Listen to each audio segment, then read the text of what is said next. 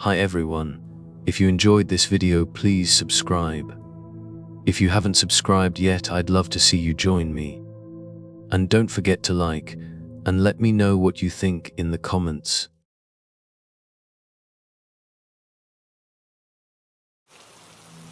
The first time I heard the noise, I thought it was just some critter moving around. You get used to that sort of thing when you've lived off the grid as long as I have. Name's Ben Jones, by the way, and I've been living out here near the Whetstone Mountains since 2016. You'd think 6 years of off the grid living would make you paranoid, always hearing something in the woods, but mostly I've learned to tune it out. In fact, the day this all happened, July 3rd, 2022, I was minding my own business, patching up my cabin roof. It was a bit of a joke among my friends that I'd end up with a house made of patches, not original material, with the number of times I've repaired that thing. I had even considered making a game out of it, sell roof patches as souvenirs maybe. Anyway, there I was, hammer in hand up on a ladder, when I heard a snap from the trees. Now, I'm no hunter, but I know what sounds the local critters make. This wasn't a deer or anything like that. It was heavier. When you live isolated in the woods, you get a sense for things. Maybe it's instinct, or maybe I've just watched too many survival shows, but I could tell right away something was wrong. Still, I didn't freak out. The ladder wobbled as I hopped down, and I headed toward the trees, hammer still in hand, like that was gonna do much good. I scanned the tree line, listening. The forest was too quiet. No birds, no rustling leaves, just that thick, unnatural silence. I didn't say anything out loud because, let's face it, talking to yourself like some kind of horror movie protagonist never ends well. There was a sickened sound, a low grunt, guttural almost. I moved closer, squinting into the tree line, when something darted between the trees. Not a deer, too fast, too low to the ground. Something was wrong with the way it moved. I'm no fool though. I backed up and started walking toward the cabin. The last thing I wanted was to find myself between some weird creature and its dinner. Halfway back to the cabin, I heard a crash, followed by a scream. Now, here's where things get complicated. See, I'm not the only one living out here. My nearest neighbor, if you can call him that, is about a mile away. Old guy named Walter Pike. He's the paranoid type, always ranting about government cover-ups, hidden military bases, and alien experiments. Not the kind of guy you take seriously. But if someone was in trouble out there, I couldn't just walk away. I grabbed my rifle from inside the cabin, checked the chamber, loaded. Then I headed back toward where I heard the scream. As I moved through the underbrush, I kept thinking about how dumb this was. Most folks in the city would call 911, but out here, it's you, your neighbors, and whatever's lurking in the woods. The trees closed in around me as I pushed further into the forest.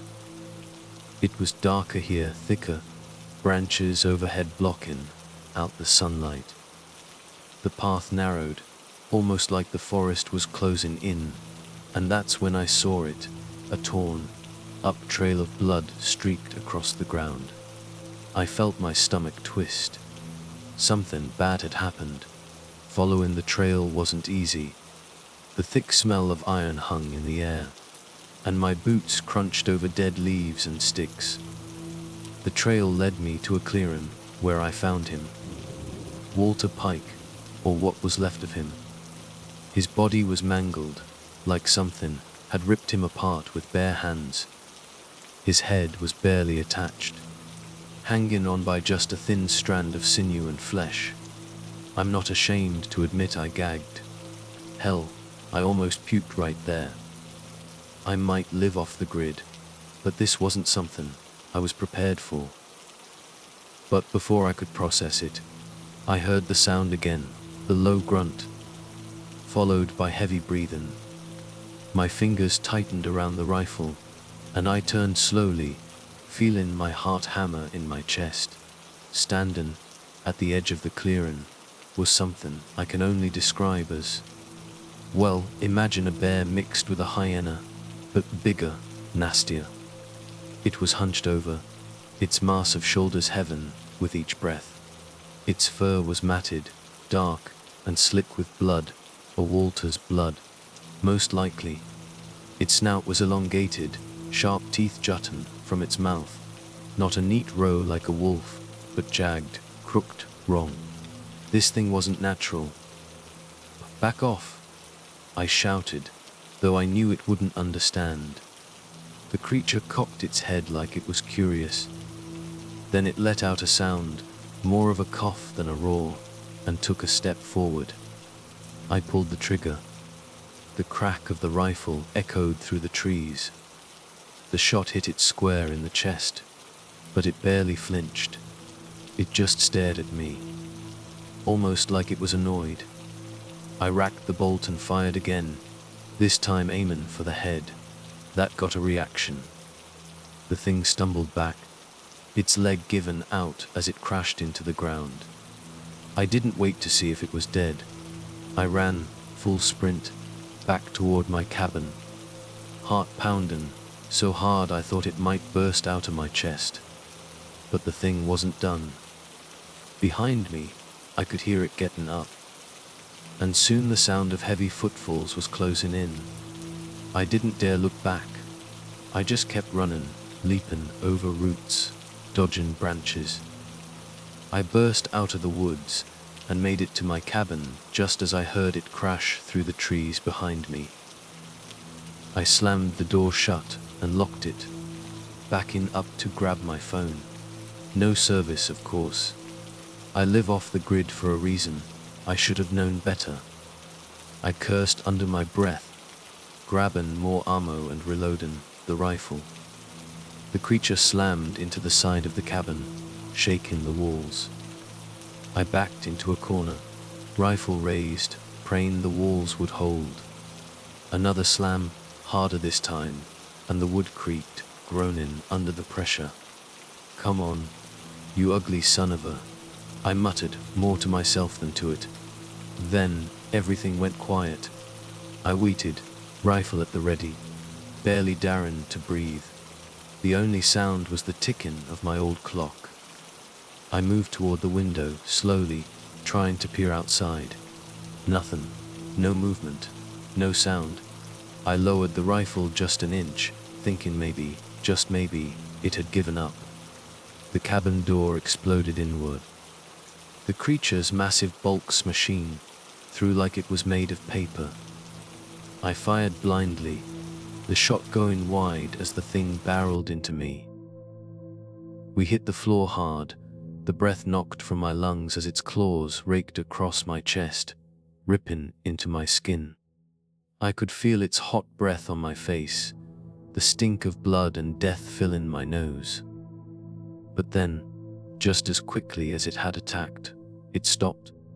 It stood there, staring down at me with those dark, unreadable eyes.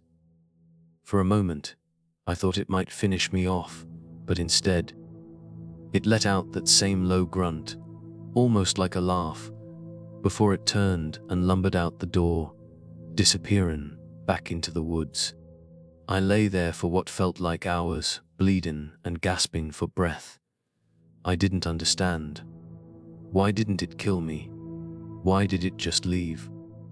Eventually, I dragged myself up, patched up the worst of the wounds, and limped out to where Walter's body had been. It was still there, torn apart, but the creature had left one thing behind. Lying next to him was the rifle I had dropped, covered in blood and broken in half. As if to mock me. I don't know what that thing was, but I'm not sticking around to find out if it'll come back. There's proof enough in Walter's mangled body, but no one will ever believe me if I tell them. They'll just think it was a bear, or maybe even that I killed him. All I know is I'm leaving these woods for good.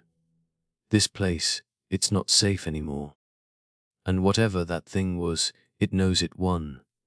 And it's letting me know, too.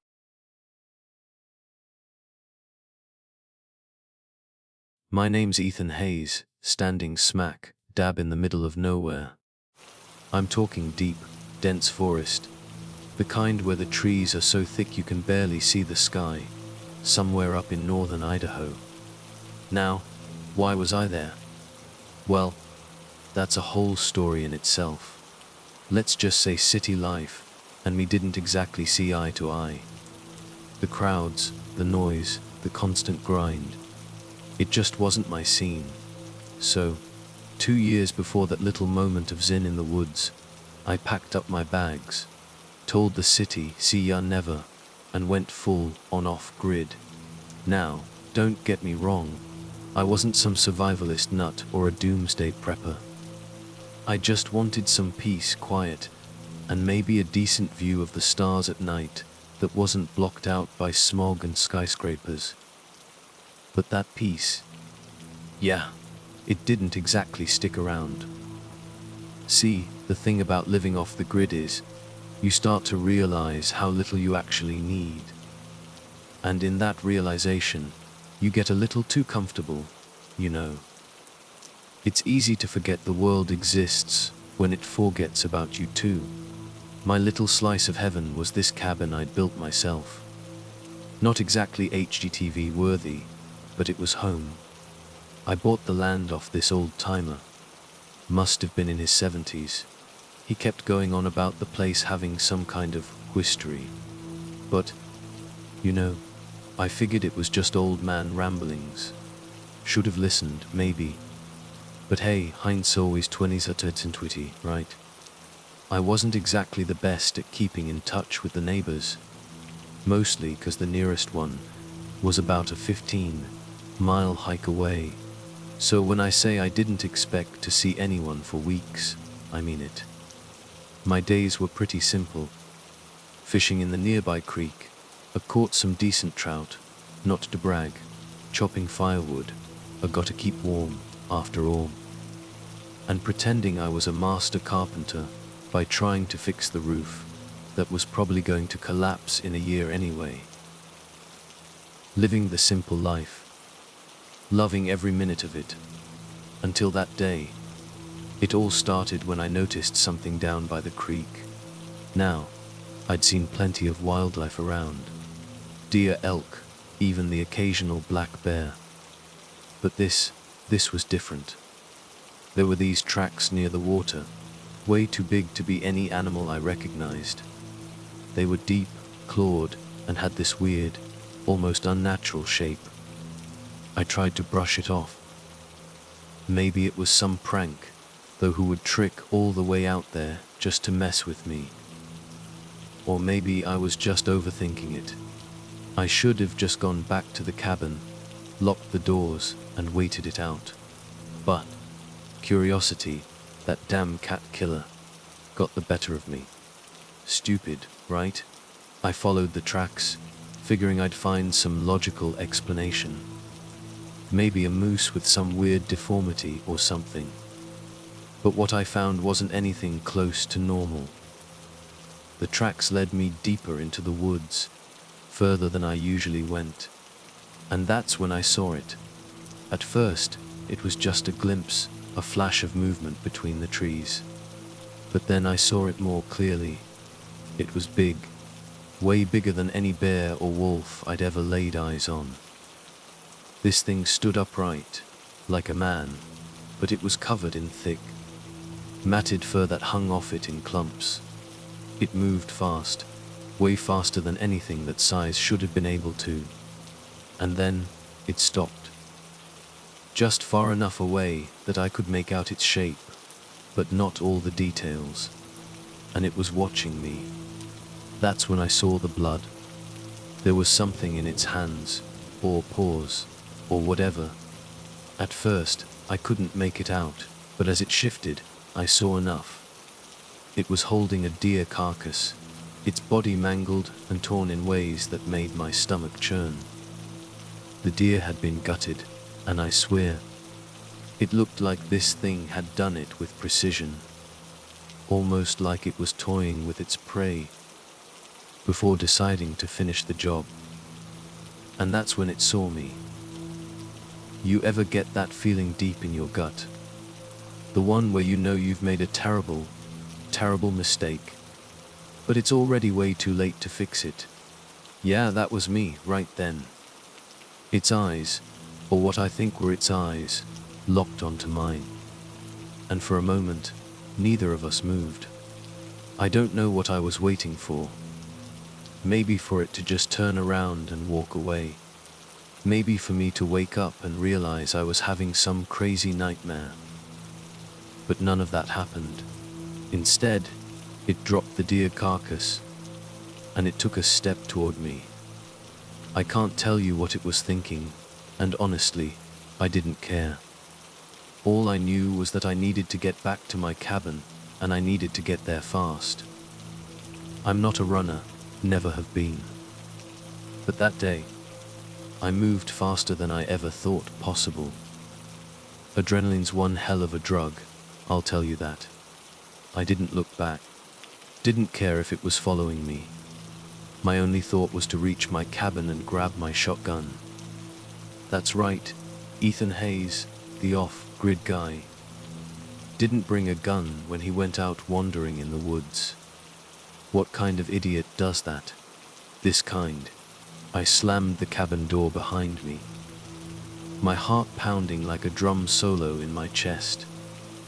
I grabbed the shotgun from where it hung on the wall, checked to make sure it was loaded. It was, thankfully, and I waited, and waited, and waited some more. Minutes stretched into what felt like hours, but I didn't hear anything. No footsteps, no heavy breathing, nothing. Maybe it was just some wild animal after all. Maybe I'd imagined the whole thing, some weird hallucination brought on by too much time alone in the woods. I almost had myself convinced. Almost. Then I heard the scratching.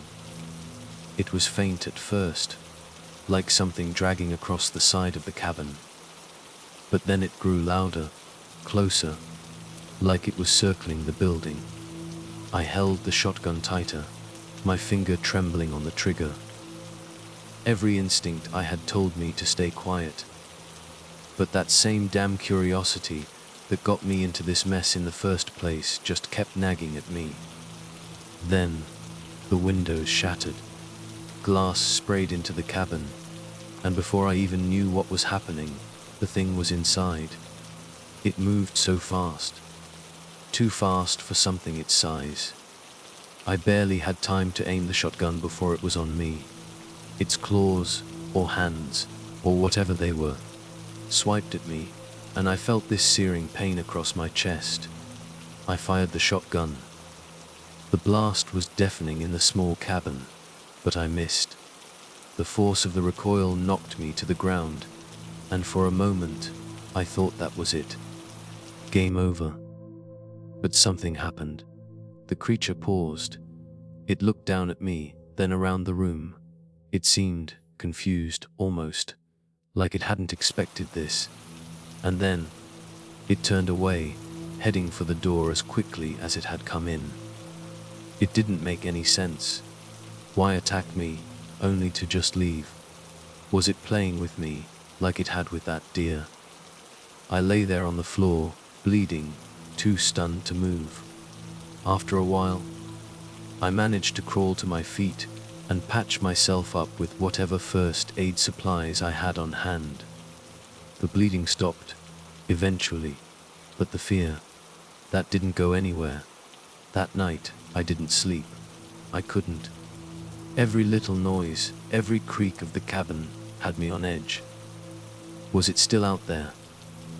Would it come back? And why hadn't it killed me when it had the chance? Days passed, and I didn't see it again. but I couldn't shake the feeling that it wasn't over. Something about the way it looked at me before leaving, that confused look, it just didn't sit right. It was like it knew something I didn't, like it had bigger plans. And that's when I found the body. I was out near the creek again, this time armed to the teeth. No more going out unprepared, no sir. That's when I stumbled upon what was left of a hiker, or at least, I think it was a hiker. The body was torn apart, limbs scattered, flesh ripped to shreds. It was worse than the deer, way worse. And near the body, those same damn tracks I'd seen before. Whoever, or whatever, this thing was, it wasn't done. Not by a long shot. I ran back to the cabin faster than I'd ever run in my life, and I radioed for help. Living off grid didn't mean I was a total hermit. I kept a radio for emergencies, and this was definitely one of those. The local authorities were skeptical, of course. Who wouldn't be? Some guy in the middle of nowhere, claiming a monster was on the loose. Sounds like the start of a bad B movie, right? But when they found the body, their tune changed real quick. They combed the area for days, brought in dogs, the whole 9 yards. But they didn't find anything. No tracks, no signs of the creature, nothing. It was like it had vanished into thin air. But I know better. It didn't vanish. It's still out there, somewhere. Maybe it's waiting. Maybe it's moved on to someone else. Either way, I wasn't sticking around to find out.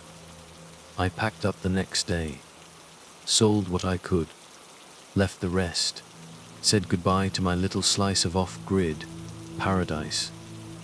Living off the grid was supposed to give me peace, but all it gave me was a front row seat to something no one should ever have to see. And now, well, let's just say I'm back in the city.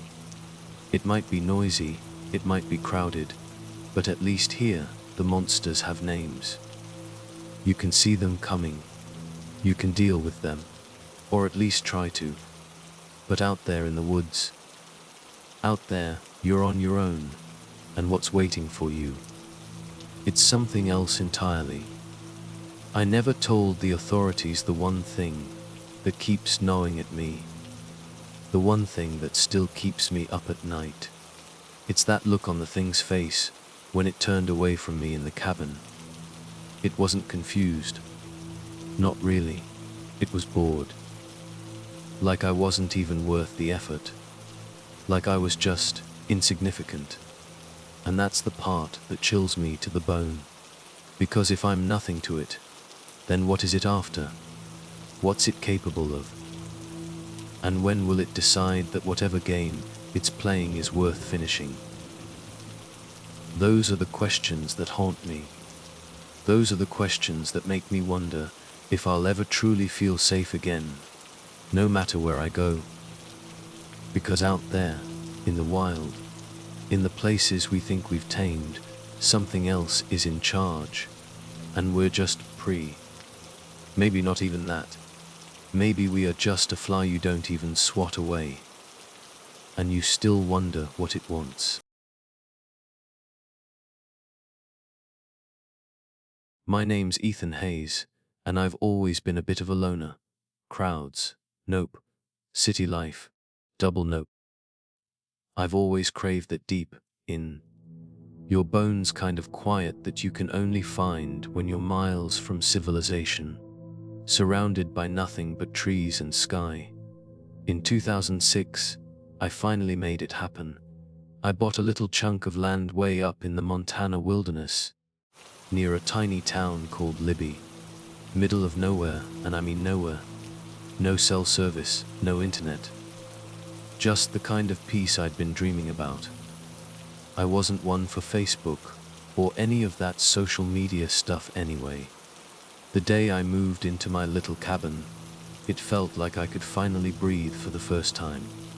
Just me, my lazy old cat, Winston, and the solitude I'd been chasing my whole life. Now, when you're living off the grid like that, most folks worry about staying warm, finding food, and maybe running into a bear. Bears weren't my problem. See, bears are pretty straightforward.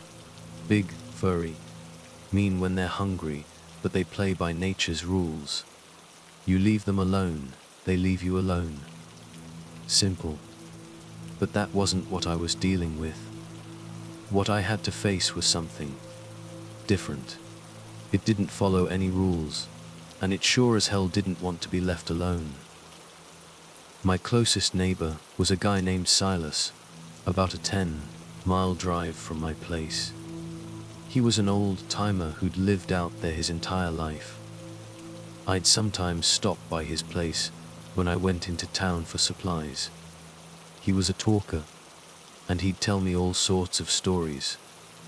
Weird things happen out in these woods, Ethan, he'd say. Stuff you wouldn't believe unless you saw it with your own two eyes. He was a bit of a rambler, so I usually just nodded along, chuckled, and told him I had more to worry about from my generator breaking down than some ghost story. But I wasn't laughing that night in late October. It started out like any other night. The wind was picking up like it always does out here, and I'd just finished chopping enough wood to last me through the night. I was about to settle in with a bowl of stew when I heard it. A faint, distant thumping, almost like a heartbeat. At first, I figured it was just a branch banging against the cabin in the wind, or a deer messing around outside. Still, something about the sound felt off. I tried to shake it off as paranoia and went back inside, but the noise didn't stop. It got louder, closer. By midnight, I couldn't ignore it anymore. I'm not easily spooked, but when you're out here alone, you develop a sixth sense about things. I grabbed my flashlight and stepped out onto the porch, half expecting to see some raccoons raiding my woodpile. But there was nothing. Just the wind in the trees and that relentless thumping echoing through the forest. I turned to go back inside when something darted past the edge of my vision. Fast, way too fast for me to get a good look. My heart jumped into my throat. I swung the flashlight in that direction, but there was nothing there except the trees, swaying in the wind, casting these weird, dancing shadows on the ground. Damn raccoons, I muttered, trying to convince myself more than anything. I wasn't about to let some forest critter ruin my night. So, I went back inside, locked the door, and poured myself a drink. If I'd known what was coming, I would have had the whole damn bottle. I didn't sleep much that night. The noise faded after a while, but I felt uneasy, like I was being watched. It's not the kind of feeling you can easily shake off. By the time the sun came up, I was exhausted, but more annoyed than scared. I decided to head into town and talk to Silas, see if he'd heard anything strange. Maybe I was just working myself up over nothing. You heard it too, huh? Silas chuckled when I mentioned the noise. That's them. They're curious about newcomers.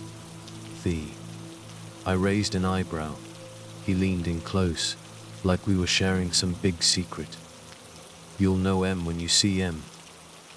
Just be careful, Ethan. They ain't like anything else out there. I laughed it off, but the old man's words stuck with me. I didn't believe in supernatural mumbo-jumbo, but I wasn't dumb enough to ignore the signs that something was off. That night, I heard it again. This time, the thumping was joined by something else, a scratching sound, not on the cabin walls, but close by, like claws digging into something hard. I grabbed the rifle I kept by the door, which I hadn't used in months. It felt heavy in my hands, but holding it gave me some small comfort.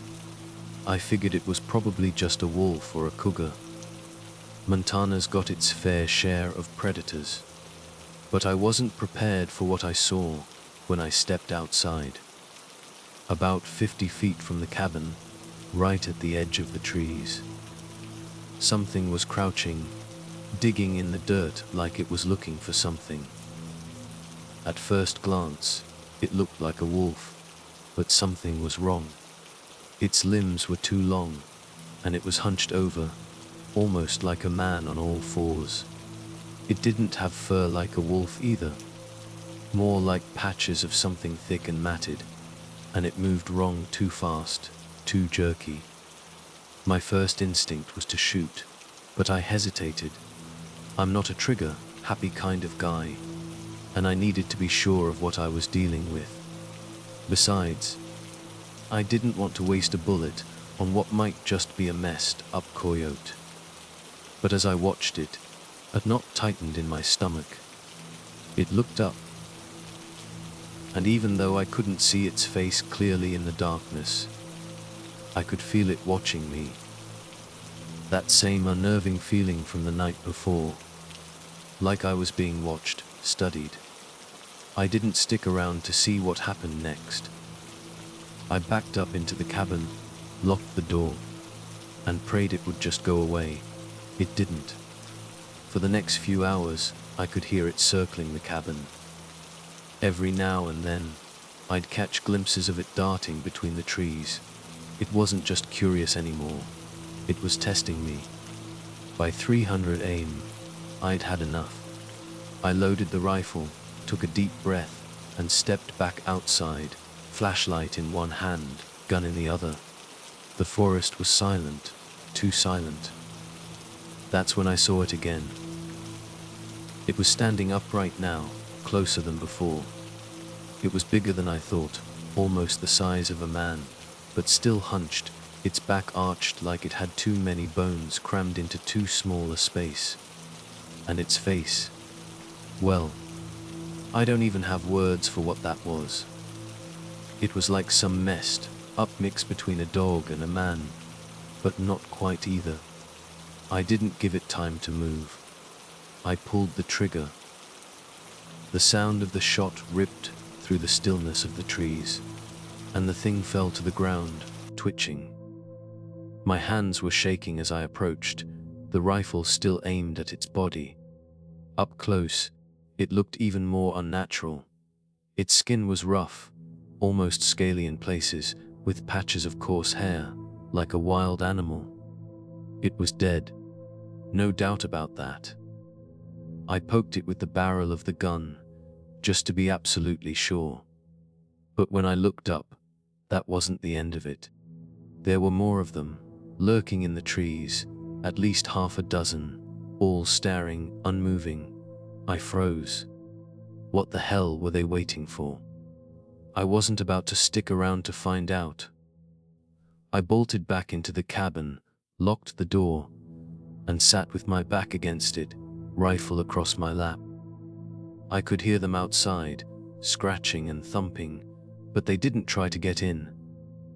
I kept my eyes glued to the windows, half expecting them to smash through at any second. They never did.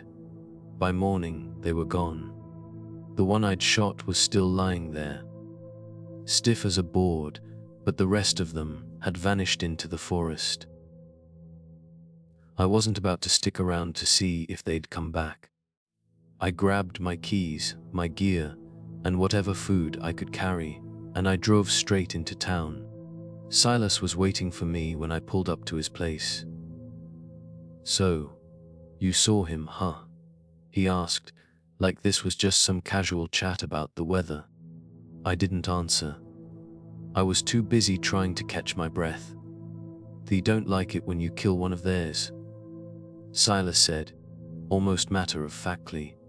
"You best stay in town for a while, let things cool down." I didn't argue. Hell, I wasn't even sure what I'd seen, or if I'd ever be able to explain it. But I wasn't going back to that cabin anytime soon. Maybe someday I'll head back there, See if that thing is still out there. Or maybe I'll just sell the land and move somewhere a little less wild. But one thing's for sure, whatever those things were, they weren't natural, and they sure as hell weren't finished with me yet.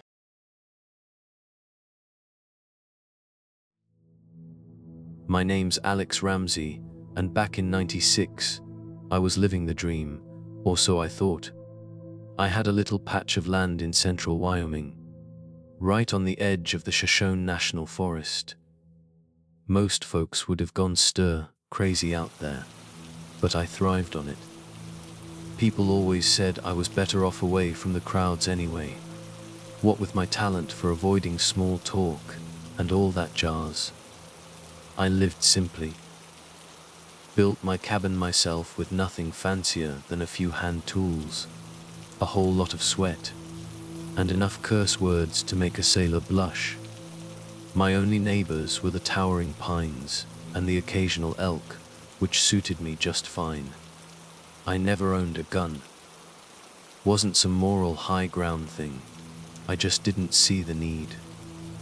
I wasn't a hunter, and the wildlife around here mostly kept to themselves. Besides, there was something about guns that felt, I don't know, unnecessary, lazy maybe. I figured if I needed to defend myself, I'd do it the old-fashioned way. Though, admittedly, I hadn't given much thought to what that actually meant. I had this buddy, Ben. We'd been tight since high school, the kind of friendship where you could just look at each other and know what the other was thinking. Ben lived a couple of hours away, closer to Lander. He'd drive up every now and then, check in on me, make sure I hadn't completely morphed into one of those hermit mountain men you hear stories about.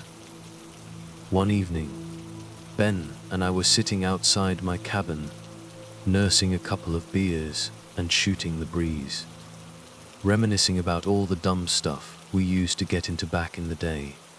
So, you still think living out here with only Bambi for company is the life? He asked, that usual smirk playing on his lips. I snorted. What? You worried I'm gonna lose it, Ben? He chuckled, but it was that uneasy kind of chuckle. Just saying. It's easy to forget how to be around people when you're out here too long. Next thing you know, you'll be having full-blown conversations with the trees. Hey, at least trees don't lie, I shot back. Can't say the same for half the folks you deal with down in town. Ben laughed, then got up and stretched, his joints popping like bubble wrap. Alright, I'm gonna hit the road. Got an early start tomorrow. You sure you don't want to come down for a while? Grab a drink at the Rusty Spur. Maybe, civilization. I shook my head. Nah, I'll pass. You know me, crowds make me itch. He rolled his eyes, said his goodbyes, and left me to my solitude. And I was fine with that. The quiet wasn't something I feared. Hell, it was the whole reason I was out here in the first place. Later that night, I was sitting by the fire pit. The stars spread out above me like someone had poked a million holes in a giant black blanket. There wasn't much sound beyond the crackling of the fire, the occasional rustle of leaves in the wind, and my own breathing. I felt good, relaxed, at peace. Then I heard it. Something different. It wasn't loud, just a slight disturbance in the usual symphony of night noises. Like something moving through the brush. At first, I figured it was a deer or an elk. But then I noticed something was off. It wasn't the kind of steady, rhythmic movement you'd expect from a four-legged animal. This was uneven, jerky almost. I stood up, grabbing the closest thing I had to a weapon, a thick branch I'd been using to poke at the fire, and listened. The sound stopped. The silence that followed was so thick, I could hear my own heartbeat thumping in my ears. I told myself it was probably nothing, maybe a coyote or some other critter. But deep down, a little knot of unease was starting to form in my gut. Then it came again, closer this time, much closer. The rustling was followed by a low, guttural crunch, like something heavy was stepping through the underbrush. My grip on the branch tightened, and I started backing towards the cabin, my mind racing, trying to figure out what I was dealing with. Maybe a bear had wandered a little too close, or a mountain lion. But it didn't sound right for either of those. I caught a glimpse of movement between the trees. Whatever it was big. Bigger than anything I'd ever seen around these parts. My heart was hammering against my ribs now, a frantic drumbeat against the silence. I kept backing up, my eyes locked on the shadows that were moving towards me. I couldn't make out any details, just a dark, hulking shape. Then, without warning, it charged, fast. I swung the branch, pure instinct, but the thing swatted it aside like it was a toothpick. I stumbled back, hit the ground hard, and scrambled to get up. But it was on me before I could even register what was happening. And the smell. God, the smell. Like rotting meat left out in the sun too long.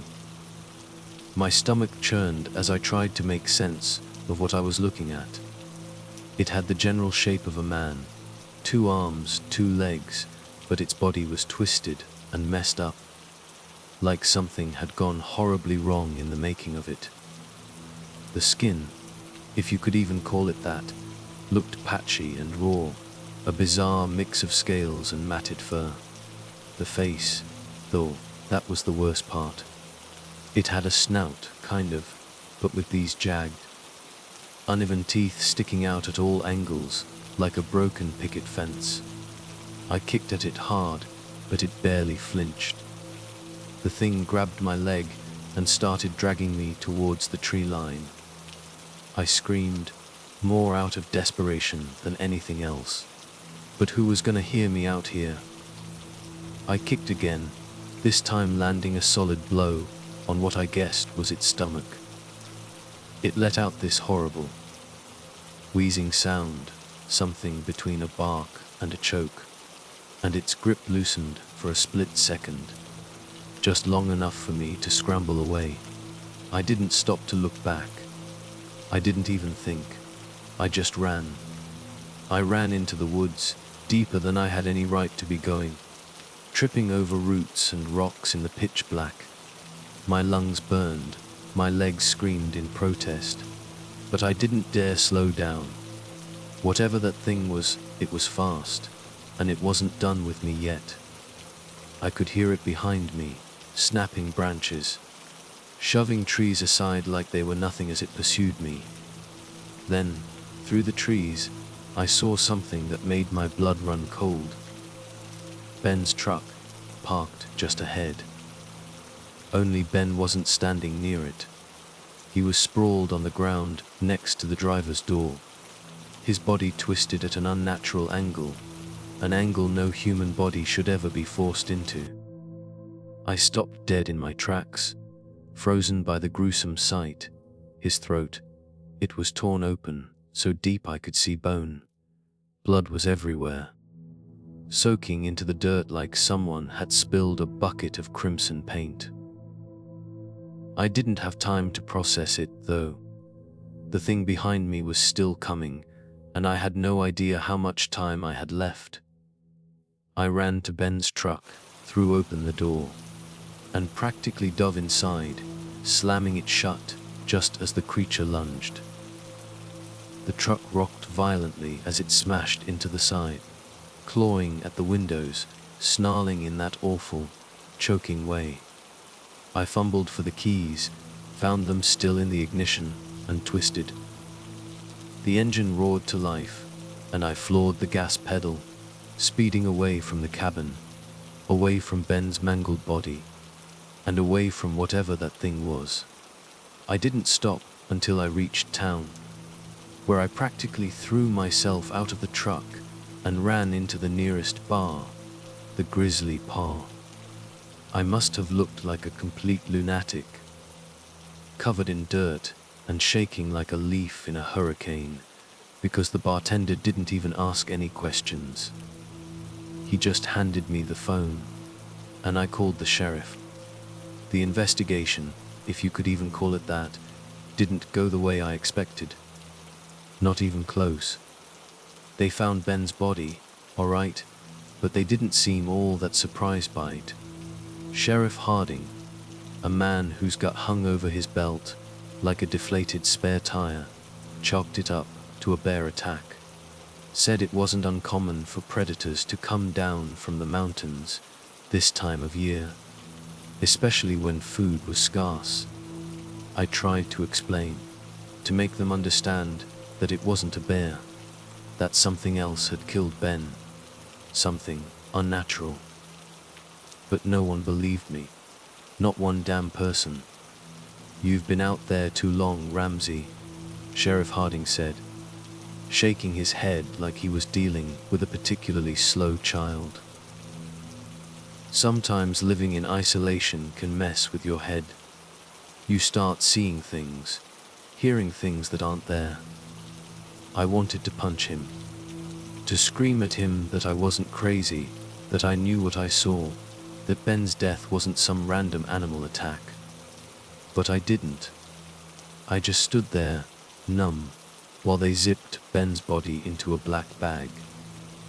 The sound of the zipper a final, sickening punctuation mark on the whole ordeal.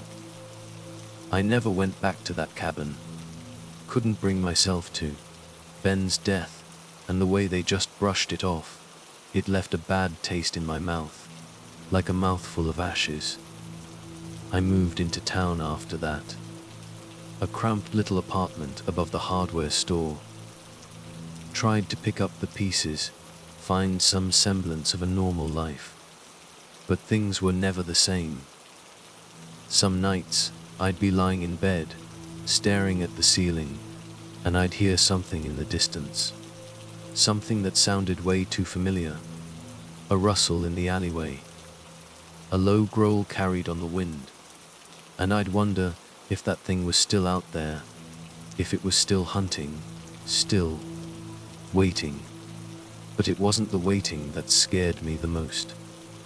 It was the fact that whatever it was, it didn't care who or what got in its way. It took Ben, my best friend, without a second thought. And the authorities, the people who were supposed to protect us, they just shrugged it off like it was nothing. I started drinking more after that.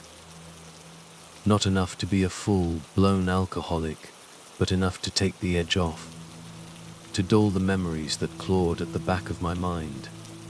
I'd sit at the Grizzly Paw, nursing a whiskey, and watch the other patrons, laughing, talking, living their lives like nothing was wrong, like the world was still a safe place. Sometimes I'd catch the bartender, a guy named Earl who had a face like a crumpled paper bag, looking at me with a mixture of pity and concern.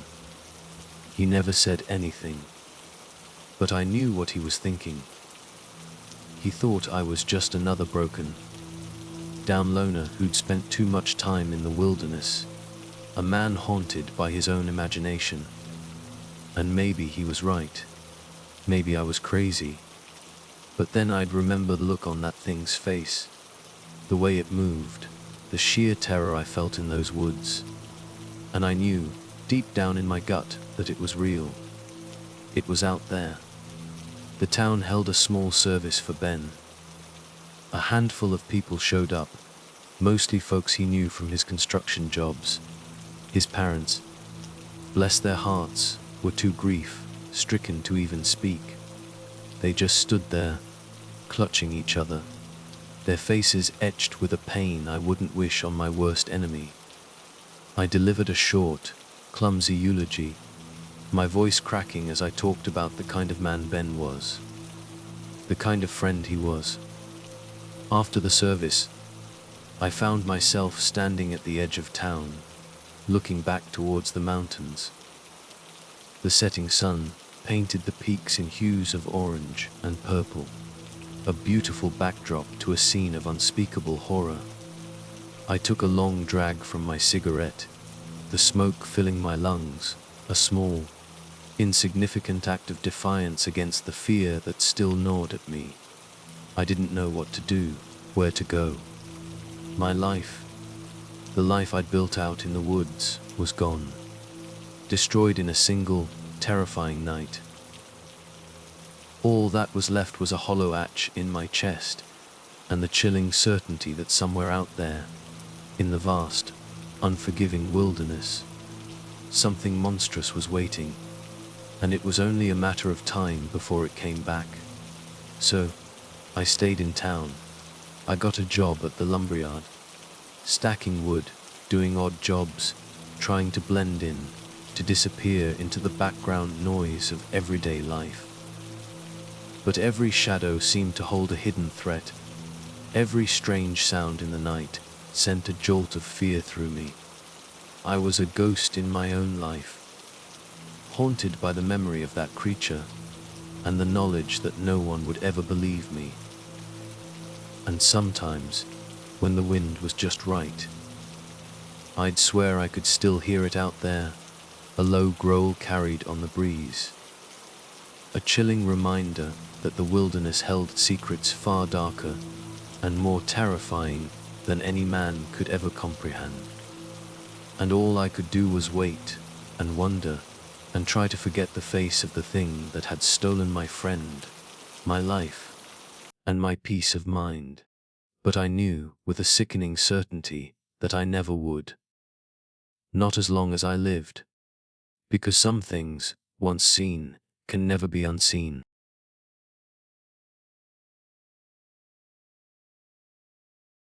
You know, no one ever tells you that living off the grid comes with a set of neighbors you didn't ask for.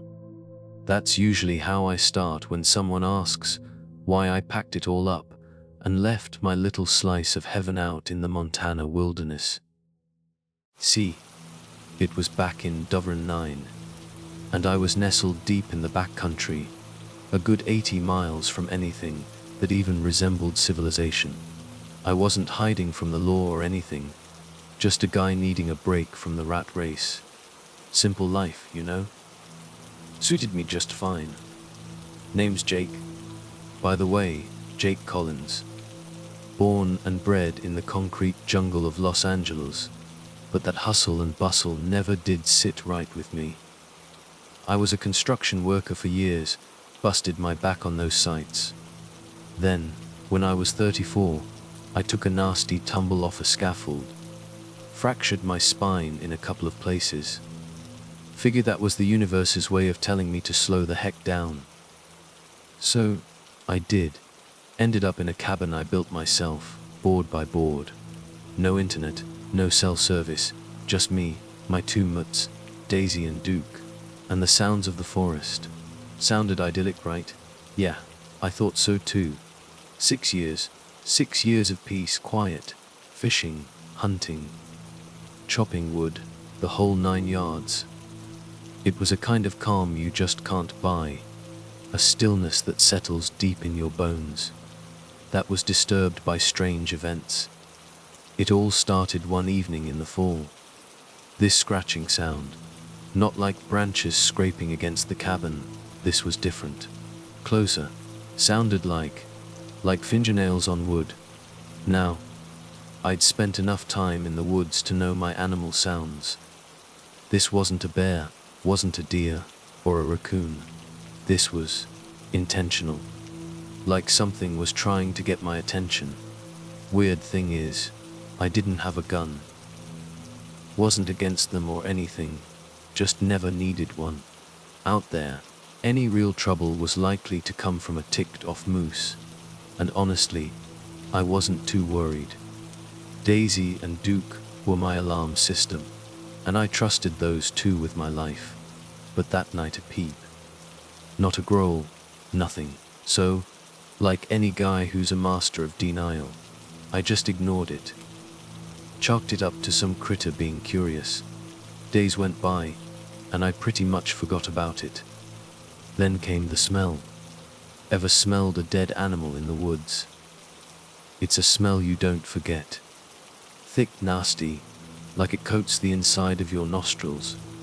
I figured some poor creature had met its end nearby, and I'd find the carcass sooner or later. But I didn't. What I found was a whole lot worse. I was out checking my traps one morning, same as always. I set them about half a mile out from the cabin, usually caught rabbits, the occasional fox. But that day, one of my traps was gone. Not just empty, gone. Like someone had yanked it out of the ground. I followed the drag marks, must have been for an hour, and there it was.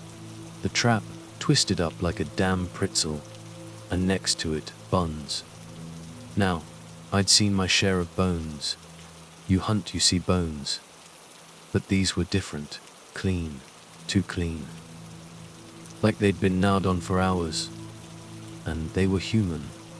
Let me tell you, I've had my share of bad breaks, but this wasn't some poor hiker who'd taken a wrong turn. These bones, they weren't fresh, but they weren't ancient either. Still had bits of cloth clinging to them, looked like a jacket. I just stood there, staring, like my brain was refusing to process what my eyes were seeing. That's when I heard it again. The scratching. Only this time, it was close, real close. My instincts took over. I backed away slow, eyes glued to the trees, and then I ran. Ran back to the cabin like the devil himself was on my heels. And when I got there, the dogs were gone. Not just out of sight, gone. Leashes were still there, tied to the porch post, but no dogs. No sign of a struggle, just gone. That night was the longest of my life. The scratching came back, louder this time, more urgent, desperate even. I sat there, clutching a kitchen knife. Yeah, that's all I had, feeling like a cornered animal. It went on for hours, a constant, terrifying rhythm, until close to midnight. The door rattled. Not from the wind. Something was out there, and it wanted in. I didn't have time to think, to question. I threw the bolt on the door, grabbed the axe from beside the fireplace, and waited. There was a heavy thud, like something had thrown itself against the wall, and then silence. For a split second, I thought maybe, just maybe I'd scared it off. Whatever was. Then the smell hit me again, that rot. It was everywhere, seeping through the walls, choking me. Daisy and Duke. They should have been going nuts, barking their heads off, scratching at the door. But there was nothing. Just that silence, and that god-awful smell. I pressed my ear to the door, trying to figure out where the thing was, what it was doing. And then I saw it. A shadow in the window. Not a human. Not even close. It was low to the ground, hunched over, and I could see its breath fogging up the glass. The scratching started again, this time on the window pane, the sound chilling me to my very core. I froze. Couldn't move. Couldn't breathe. It was like every nerve in my body was screaming at me, but I was paralyzed.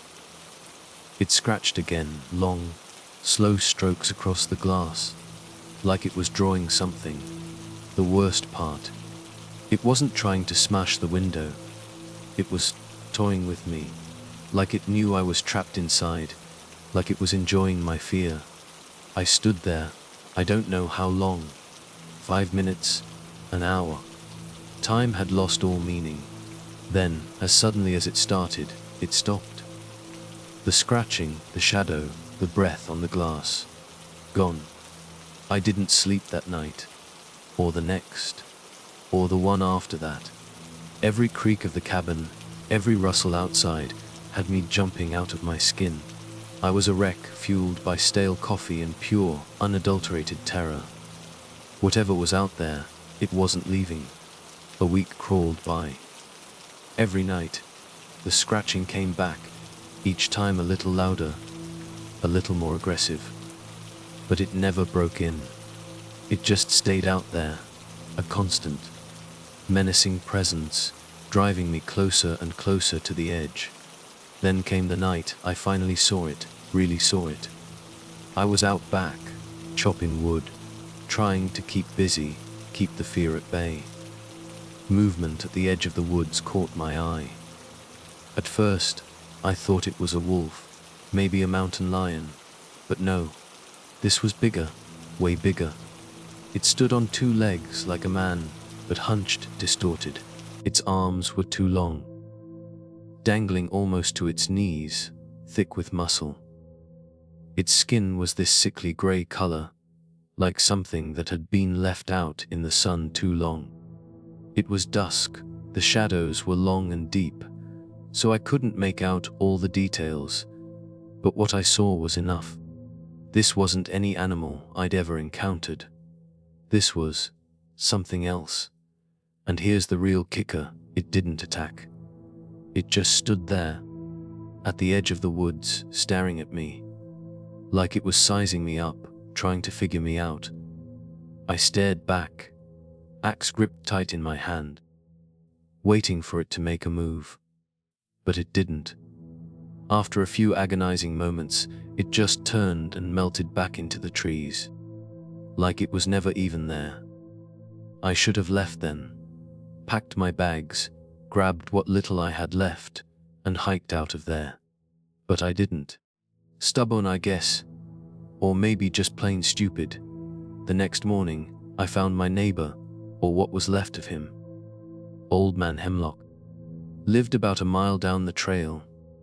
We weren't exactly best buds, but we'd share a drink or two when I went to his cabin. He was a good guy, in his own quiet way. Now he was dead. His body, it was torn apart. I mean, ripped open like a cheap pineatta. Blood everywhere, his insides. They were scattered around like party decorations. But the sickest part, his bones were gone. Every single one. Just like the ones in the trap. I finally used my emergency satellite phone to call the sheriff. Took me 2 hours to hike to a spot with a decent signal. They came out, a couple of deputies, took one look at Hemlock's remains, and declared it a bear attack. A bear. I almost laughed in their faces. Bears don't do that. They don't rip a man to shreds and then meticulously pick the bones clean. That night was it. I barricaded the door, axe by my side, just knowing that thing was coming back. The scratching started just before midnight, right on schedule. Only this time, it wasn't outside. It was inside, in the walls. I don't know how it got in, but it was in there, moving around. Like a rat in the walls, only 1,000 times bigger and 1,000,000 times more terrifying. I didn't even think. I just grabbed my pack, threw in a few essentials, and bolted. I ran like hell, not even looking back. I didn't stop until I hit the main road, miles away, and hitched a ride with the first trucker who passed by. I haven't been back since. You can think I'm crazy. You can say I was out there too long, that the solitude got to me, that I imagined the whole thing. But I know what I saw. I know what I heard. And I know what it did to Old Man Hemlock. Whatever that thing was, it's still out there, roaming those woods, waiting for its next victim. And sometimes, in the dead of night, when the wind is just right, I swear I can still hear it. The scratching. Always the scratching.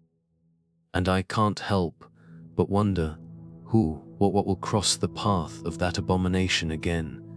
That thing is still out there, and that poor soul won't know what hit him or her, and I pity them. I truly do. Because I know the truth. and it is more terrifying than anyone can imagine.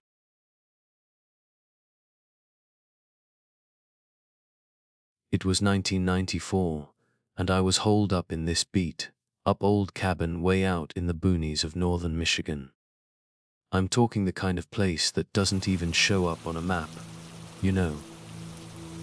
And honestly, that's how I liked it. My name's Jack Collins, and I ditched the whole city rat race years back. Guess you could say I was looking for some peace and quiet. Though I'm not sure that was ever really in the cards for me. Let me give you the lowdown, so you get why I chose to live so far out. I was a grease monkey most of my life, worked a solid 20 years on that Detroit grind. But the same old, day in and day out, made me feel like I was slowly rusting out, just like the junkers I was fixing. Then, after my wife, Sarah, up and left me, I figured, what the hell? Might as well leave everything else behind too. The cabin was a me down from some old uncle who kicked the bucket. Nobody else in the family wanted the damn thing, so I thought, why not? It came with 5 acres of thick ass forest, a decent-sized creek, and more deer than you could shake a stick at. Sounded like a freaking dream come true back then. Should have known better, right? There were always these stories going around about people going missing up in those woods. Hunters disappearing, animals acting all weird. But you know how these small towns are. Nothing better to do than gossip. Anyway, I kept to myself mostly. I had enough tools and survival know how to get by, and besides, I wasn't the type to get spooked by a bunch of superstitious nonsense, or so I thought. So, this particular evening in '94, I was chilling on my porch after a long day of chopping wood, nursing a cold one. The woods were unusually quiet, which, looking back on it, was the first sign something was seriously off. Usually, you'd hear crickets, owls, maybe a deer crashing around in the underbrush, but not that night. Just this heavy, unsettling silence. The kind that gets under your skin and makes the hair on your arms stand up. I tried to shake it off, but before I could head inside, I heard something. It was this low rustling, like something moving just beyond the tree line. I leaned forward, squinting into the dark, but whatever it was stayed just out of sight. Then, the sound of a twig snapping. It didn't sound like an animal though. Too deliberate, too controlled. Now, I'm no idiot, so I grabbed my rifle and flashlight. But I'll admit, I wasn't exactly packing heat. I figured it was maybe some drifter or a lost hunter.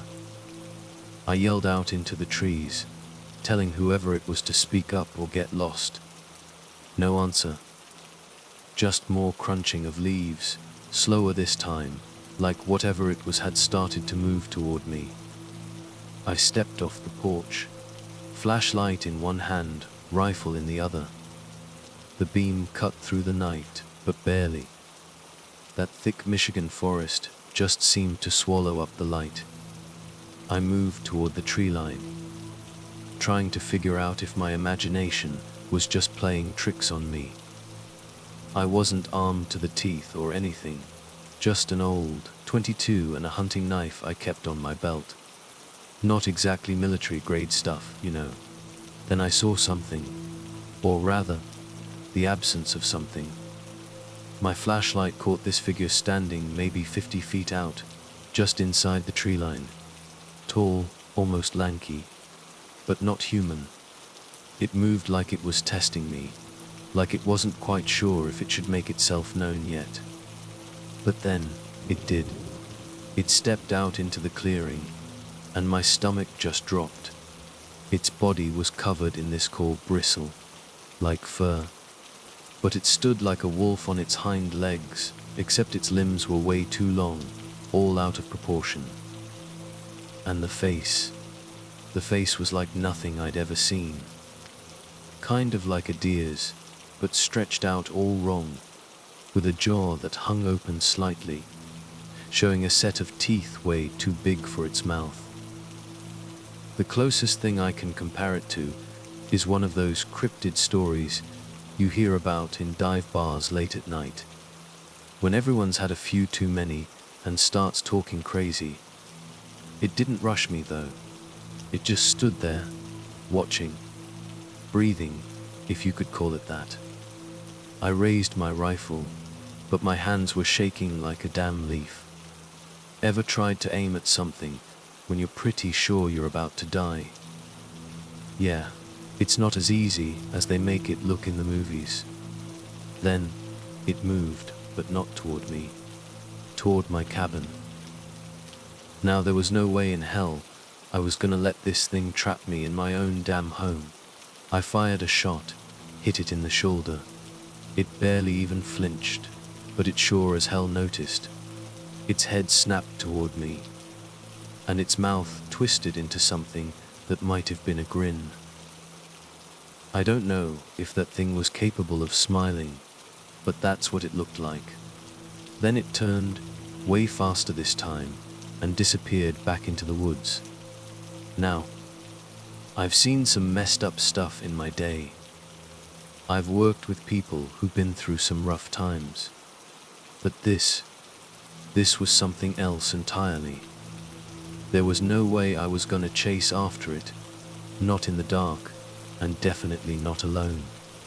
So I did the only thing I could think of. I booked it back inside, locked the door, boarded up the windows as best I could, and sat there by the door, rifle pointed at it, for hours. I could hear it circling the cabin. Every now and then, it would scratch at the walls, and once, it even tried the doorknob, testing it, like it knew what it was for. I wasn't scared, not exactly. More like pissed off. Pissed off that whatever this thing was, it thought it could just waltz into my life and start messing with me. Around midnight, the noises stopped. I figured maybe it had moved on. Stupid, right?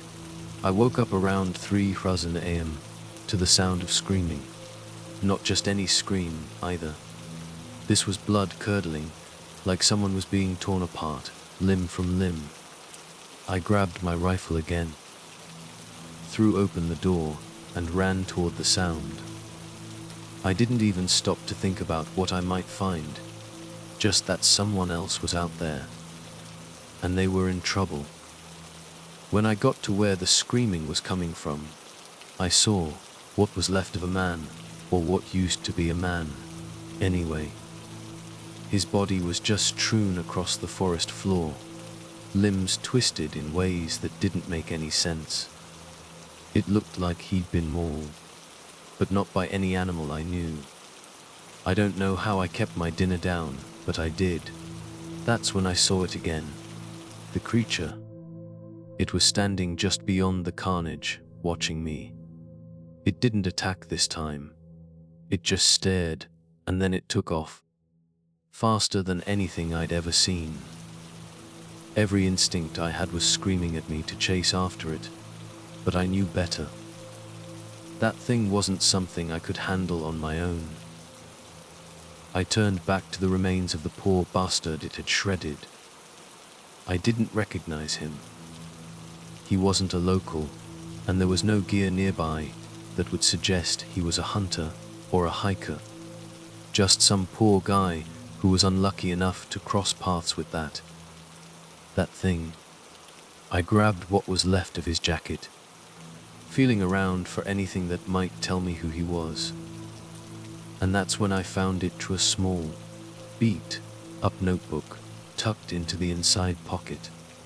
What I read in that notebook made my blood run cold. My hands were shaking so badly I could barely hold the damn thing.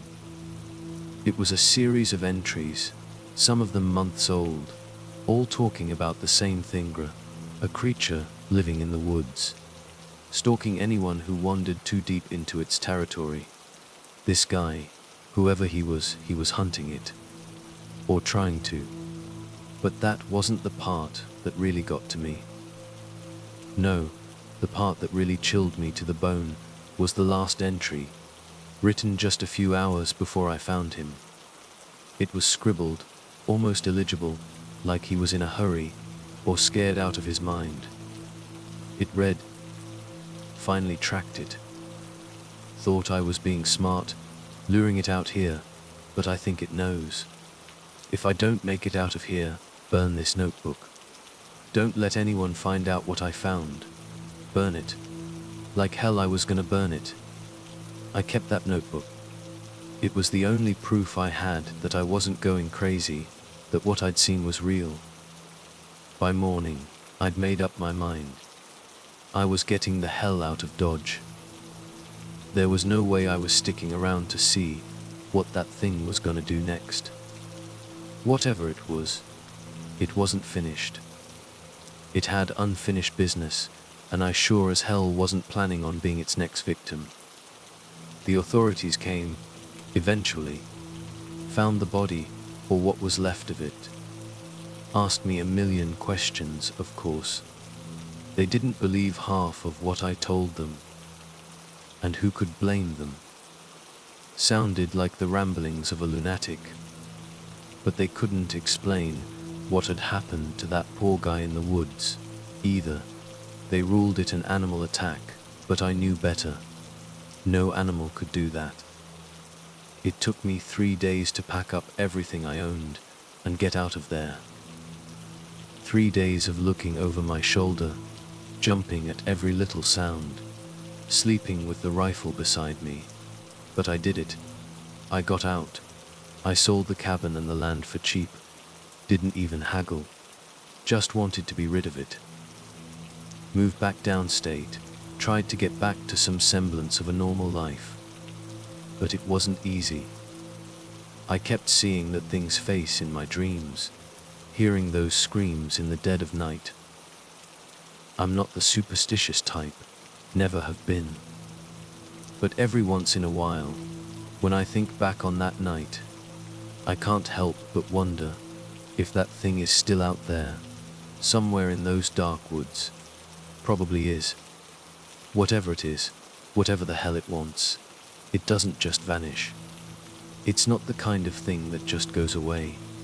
And the notebook, I still have it. It's tucked away in a box, hidden under a bunch of old junk. I never showed it to anyone, never told anyone the whole story, not like this. They'd think I was nuts. Maybe I am. But sometimes, late at night, when the wind is howling outside and the shadows start to dance, I think about that poor bastard in the woods, and I think about that creature, and I wonder if he was right. Maybe some things are better left unknown. Maybe some doors are better left unopened. But then I remember the look in that thing's eyes, the way it moved, the sheer terror I felt. And I know, deep down, that I can't just forget about it. I can't just pretend it didn't happen, because somewhere out there, in the dark, something is waiting, something is hunting, and I'm not so sure it's done with me yet. I didn't stick around those woods long enough to find out more, and, frankly, I don't ever want to. Some things you just can't unsee. Some things follow you, no matter how far you run. And that creature, that thing in the woods, it's a part of me now. Whether I like it or not, it's a secret I'll carry to my grave. A secret that's probably best left buried. Like the poor soul who tried to warn the world about what's really out there. He learned the hard way, but maybe he saved me in return. I guess I'll never truly know. But I know I won't be going near those woods again. Not ever.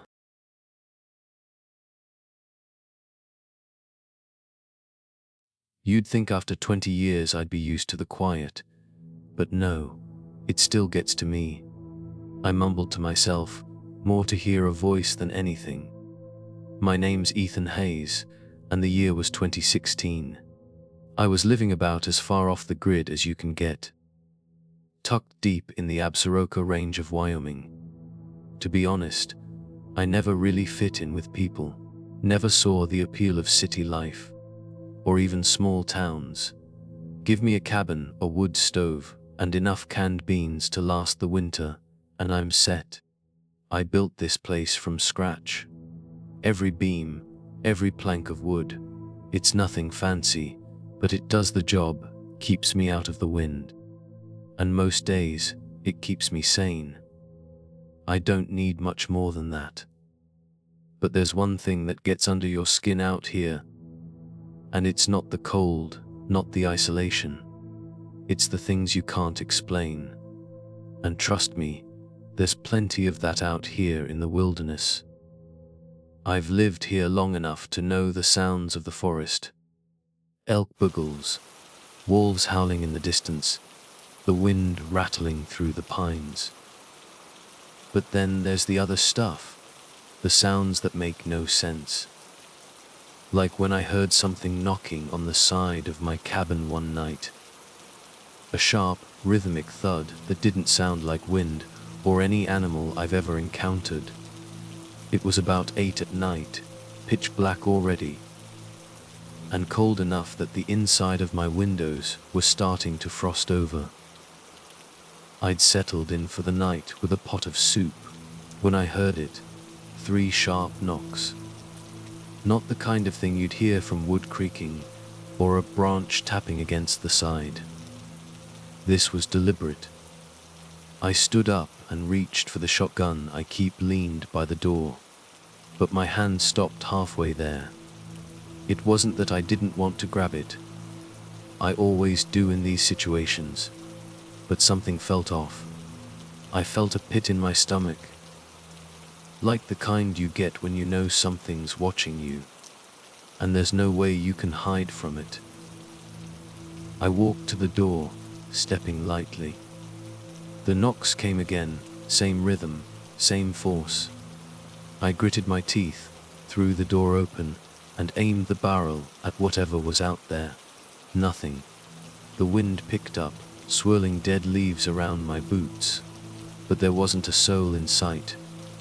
No tracks in the fresh snow, no sign of movement, just me and the dark forest stretching out in front of me. Must have been my imagination, I muttered to myself, though I didn't really believe it. I turned back inside, shut the door, and locked it tight. My soup had gone cold by then, and I wasn't hungry anymore. I didn't sleep that night, either. Just sat by the window with my shotgun resting across my lap, staring out into the blackness. The next morning, I did what any rational person would do. I scouted the perimeter. I've been hunting out here long enough to read tracks like a book, but there was nothing. No prints, no signs of a struggle, nothing to suggest that anyone or anything had been near my cabin. Still, that knocking stuck with me. It wasn't just the sound, it was the way it happened. Too precise, too purposeful, like something was trying to get my attention.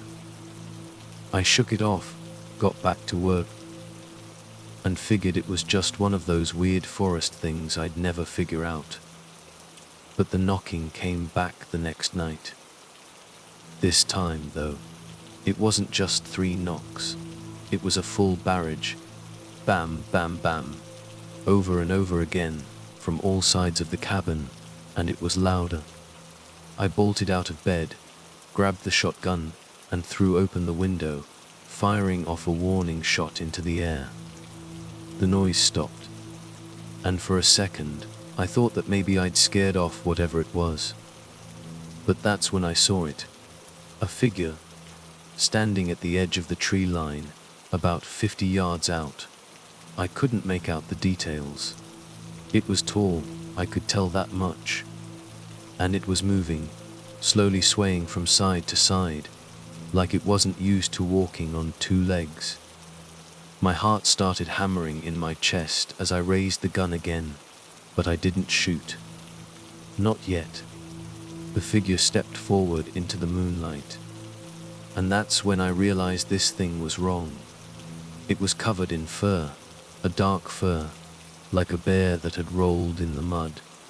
But it was too thin, too upright. Its head was elongated, like a wolf's, but its arms were long, unnaturally long, hanging down past its knees. I blinked, convinced I was seeing things, but the thing took another step toward me. I fired. The shot rang out through the woods, echoing off the trees. But the creature didn't react. It didn't run, didn't even flinch. It just kept moving forward, slow and steady, like it knew there wasn't anything I could do to stop it. I slammed the windows shut, backed away from the door, and tried to think. The knocking had stopped, but I knew it was still out there.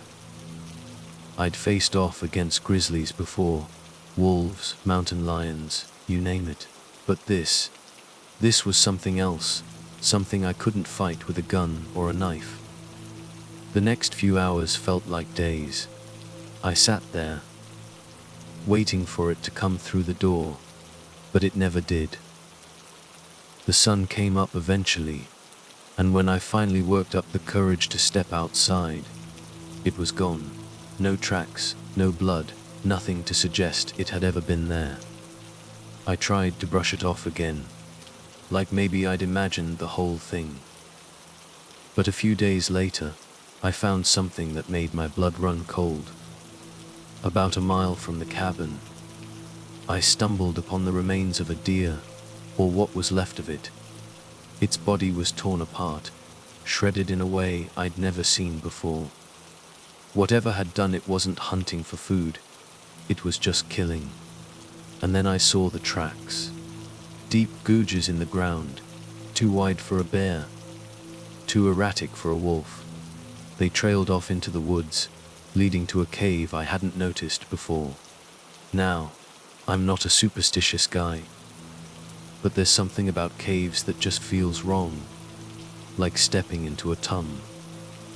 But I had to know. I had to see what was in there. The opening was narrow, barely big enough for me to squeeze through. Inside, the air was thick and damp, and the smell hit me like a punch to the gut. The stench of death, of rotting meat. I followed the tunnel deeper, my flashlight cutting through the gloom, until I came to a small chamber. And that's when I saw it. Bones. Dozens of them, scattered across the floor. Some were animals, but others weren't. Human bones, mixed in with the rest, cracked and broken, like someone had been gnawing on them. I froze, my mind racing. There hadn't been any missing persons reports in this area for years, at least not that I knew of. But the evidence was right there, staring me in the face. This thing, whatever it was, had been hunting, killing, for God knows how long. And now it had its sights set on me. I turned to leave, but something caught my eye. A figure, crouched in the corner of the cave, watching me. Its body was twisted and contorted, limbs too long, face too narrow. It looked like a person, but not quite. And then it moved, crawling toward me on all fours with a speed that made my heart skip a beat. I bolted. I don't know how I managed to get out of that cave, but I ran faster than I've ever run in my life. I didn't stop until I was back at the cabin, slamming the door shut behind me. My heart was pounding, my hands shaking, but I knew I couldn't stay here, not after what I'd seen. The thing was still out there, somewhere in those woods, and I had a feeling it wouldn't stop until it had me. I packed what I could, a sleeping bag, some food, my rifle, which suddenly felt inadequate, grabbed the shotgun, and left the cabin that night. I don't know where I'm going yet, but I sure as hell ain't staying here. Not with that thing roaming around, knocking on doors and killing for sport. You hear stories about creatures out in the wild, but you never believe them. Not until you see it for yourself. Trust me though, some things are better left unseen. Because once you do, there's no going back. You can't unsee it, and you're always waiting for the knock. Now, I am driving. Driving anywhere that's not here. Anywhere that thing might not follow. Maybe I'll head south. Maybe I'll keep going till I hit the ocean. All I know is, I can't be here anymore. The road's dark. The only sounds are the hum of the engine and the occasional howl of the wind. It still makes me jump, every snap of a branch. Every gust that rattles the truck. And every time I see a pair of eyes reflected in the headlights, I grip the wheel a little tighter. I don't know what's out there, but I know it changed me. I'll never look at the woods the same way. I'll never feel safe in the quiet again, because now I know the quiet isn't empty. It's just waiting. Waiting for something to break the silence. And sometimes, I swear I can still hear it, that knocking. It's 1998, and I'm out in the boonies near Haines, Alaska. Now, this place, it's not for everyone.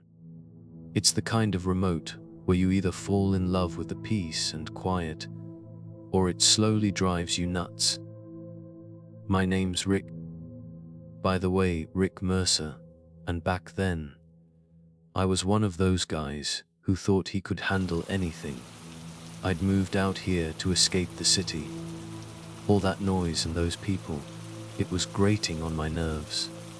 Out here, I thought I'd found freedom, you know, off the grid living, that was the dream. But let me tell you, freedom's got a price tag, and sometimes that price is pretty damn steep. Haines, it's not some place you just accidentally find.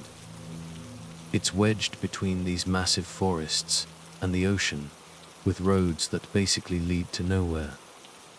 I mean, unless you're into logging trails, then maybe you're in luck. Anyway, the day this all went down, it started out like any other day out there. I was doing my usual chores, checking the generator, hauling firewood. Basically just making sure I didn't freeze my butt off when night rolled around. The air, it had this heaviness to it, you know. That kind of thick stillness that makes every little sound stand out. It was late afternoon when I decided to take a walk further into the woods. I'd done it a million times before, but that day something felt off. Not like, no crap, something's watching me off, but more like the whole forest was holding its breath, waiting. I tried to shake it off, figured it was just my mind messing with me. I wasn't carrying, which, looking back, was dumb move number one. I had a shotgun back at the cabin, but I'd gotten a little too comfortable out there. After a few years, you start thinking you're part of the landscape. Most of the wildlife, they left you alone if you left them alone. I was comfortable, maybe too comfortable. So, I'd been walking for about an hour. Maybe when I saw it, a couple of deer carcasses, half eaten and just tossed around like some sick buffet. Now deer, there are a dime a dozen out there. But this wasn't like any kill I'd ever seen. The wounds, they were ragged, torn up in a way that didn't make sense. No bear or wolf did this. For a second, I thought about turning back. But curiosity, man, it's a real pain in the backside. Besides, nothing much ever happens out here. So any little mystery is kind of a big deal. I kept going, pushing deeper into the woods. The further I went, the more this uneasy feeling settled in my gut. It wasn't paranoia, exactly, more like my instinct screaming at me that something was wrong. If you're going to kill me, I muttered to myself, At least wait until after dinner. I'm starving. Yeah, that's my go, to making dumb jokes when I'm stressed. It wasn't long after that when I heard it. This rustling sound behind me. You know, the type makes your heart leap into your throat. It was too deliberate to be the wind, but too quiet to be a regular animal. I stopped, straining my ears, trying to hear it again. Nothing. I started walking again, faster this time. My little joke wasn't so funny anymore. And then, I saw it. Something moving, just beyond the trees, staying low to the ground. My first thought was, okay, maybe it's a cougar. But this thing was too big, and the way it moved, it was just wrong. It was kind of crawling, but way faster than anything that size should be able to crawl. It was maybe 50 yards away, but close enough that I could tell. This thing was massive. I'm no good at guessing sizes, but this was huge. Its fur, or whatever it was dark, all matted and clumped up, like it was diseased or something. I froze, and for a split second, it did too. We were locked in this weird standoff, neither of us moving. Then, it bolted straight at me. Instinct took over, and I did the only thing anyone would do. I ran. Now, running through a thick forest, it's not like running on a track. I was already at a disadvantage. Branches were whipping me in the face, and I tripped more times than I can count, but the adrenaline, it kept me going. I could hear it behind me, tearing through the trees like they were nothing. The sound was sickening, like flesh being dragged over gravel. I didn't dare look back. I made it back to the cabin, slammed the door, and locked it.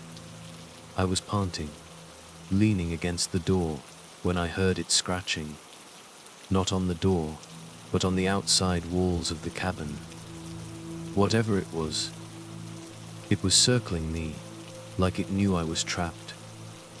I grabbed the shotgun from the corner, finally wishing I'd brought the damn thing with me. The scratching stopped, but I didn't move. I wasn't dumb enough to think it had just given up and gone home. The sun was starting to set, casting these long, creepy shadows through the cabin windows. I kept the shotgun trained on the door, waiting. Minutes ticked by. Nothing. No more scratching, no rustling, just silence. Then, a third. Something heavy hit the side of the cabin. Not hard enough to break through, but enough to make the whole place shake. I didn't have much time to think about what to do, because the next thing I knew, the window shattered. The thing was in. It happened so fast. 1 second the window was there, the next it was just gone. And this thing was coming through. It didn't so much as jump, but crawled through the broken window, its massive body squeezing through the frame, like it was way too big for the opening. I reacted purely on instinct. I shot it, point blank. The blast should have dropped anything, and I mean anything, but this thing, it barely even flinched. It staggered, yeah, but it kept coming. Up close, I could see it wasn't just fur. This thing was covered in patches of scales, like some kind of messed up hybrid.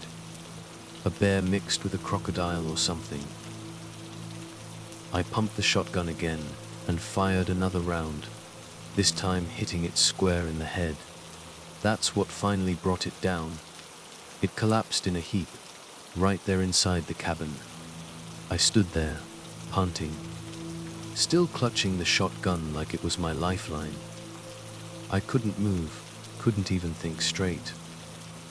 I just stared at the thing, trying to make sense of what I was seeing. I don't know how long I stood there, but eventually, I had to know for sure, was it really dead? I inched closer, keeping the shotgun aimed at it, and nudged its body with the toe of my boot. It didn't move. I'm telling you, this thing, it wasn't natural. It was bigger than any animal I'd ever seen up here, and that mix of fur and scales, it just didn't make sense. Part of me wanted to just drag it outside right then and there, but I was exhausted, physically and mentally. I decided to board up the window as best as I could and just try to make it through the night. Morning finally came, and with it, a bit of clarity. I knew I had to get rid of the body, and fast. The last thing I needed was some local or a ranger coming by and asking questions I couldn't answer. I dragged it out into the woods, far enough away that it wouldn't be easily found. As I was pulling it, I noticed something really disturbing. The thing's body was lighter than it should have been, almost hollow. Like, whatever was inside it, it wasn't fully solid. I can't really explain it any other way. I dug a shallow grave, more out of necessity than any kind of respect, and buried the damn thing. I covered it with as much dirt and debris as I could, hoping that would be enough to keep it hidden. Then, I hiked back to the cabin, feeling like I'd just erased something that shouldn't have existed. I've told a few people about it since then. Surprisingly, most of them believed me. I guess when you live out in a place like this, you hear about and see some pretty strange things. But nobody's gone looking for it. They're smarter than I was, I guess. So, what was it? Honestly, your guess is as good as mine. Some kind of freak mutation. Maybe a government experiment that got loose. I don't know. But I'll tell you this, whatever it was, it wasn't natural. And the woods, they haven't felt the same since that day. It's like something shifted, something broke. And I don't think it's ever going back to the way it was. And that's my story. The whole messed up truth. You might not believe it, but I lived it, and I'll never forget it.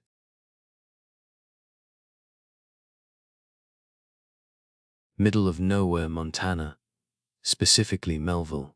Ever heard of it? Probably not. It's the kind of town where you're more likely to make friends with a deer than a person. And that's exactly what I did, in a manner of speaking. Name's Jack Holden. It's 1998. And I've been living way off the grid in a cabin, about 20 miles north of the Absaroka, Bartooth Wilderness for the past 6 years. It's peaceful out here, quiet, just the way I like it. See, I left all the usual stuff behind a long time ago. No TV, no phone. No chatty neighbors. People in town probably think I'm nuts for choosing this life. And, you know what, maybe they're right. But after the whole mess with my ex-wife, Sarah, I needed space. Real space. The kind where you can actually hear yourself think without that constant buzz of society in the background. Out here I got that. Plus, I've always been good with my hands. Built this whole place myself. Figured if I could handle that, I could handle whatever nature threw my way. Or so I thought. Now, before you start picturing some epic, Manvis's wild kind of story, let me stop you right there. I've seen my fair share of what nature can dish out. We're talking blizzards that bury you alive, coyotes that stalk the property line, and this one time, a mountain lion tried to make off with one of my goats. But what happened that night? That wasn't anything I could have prepared for, and it sure as hell wasn't natural.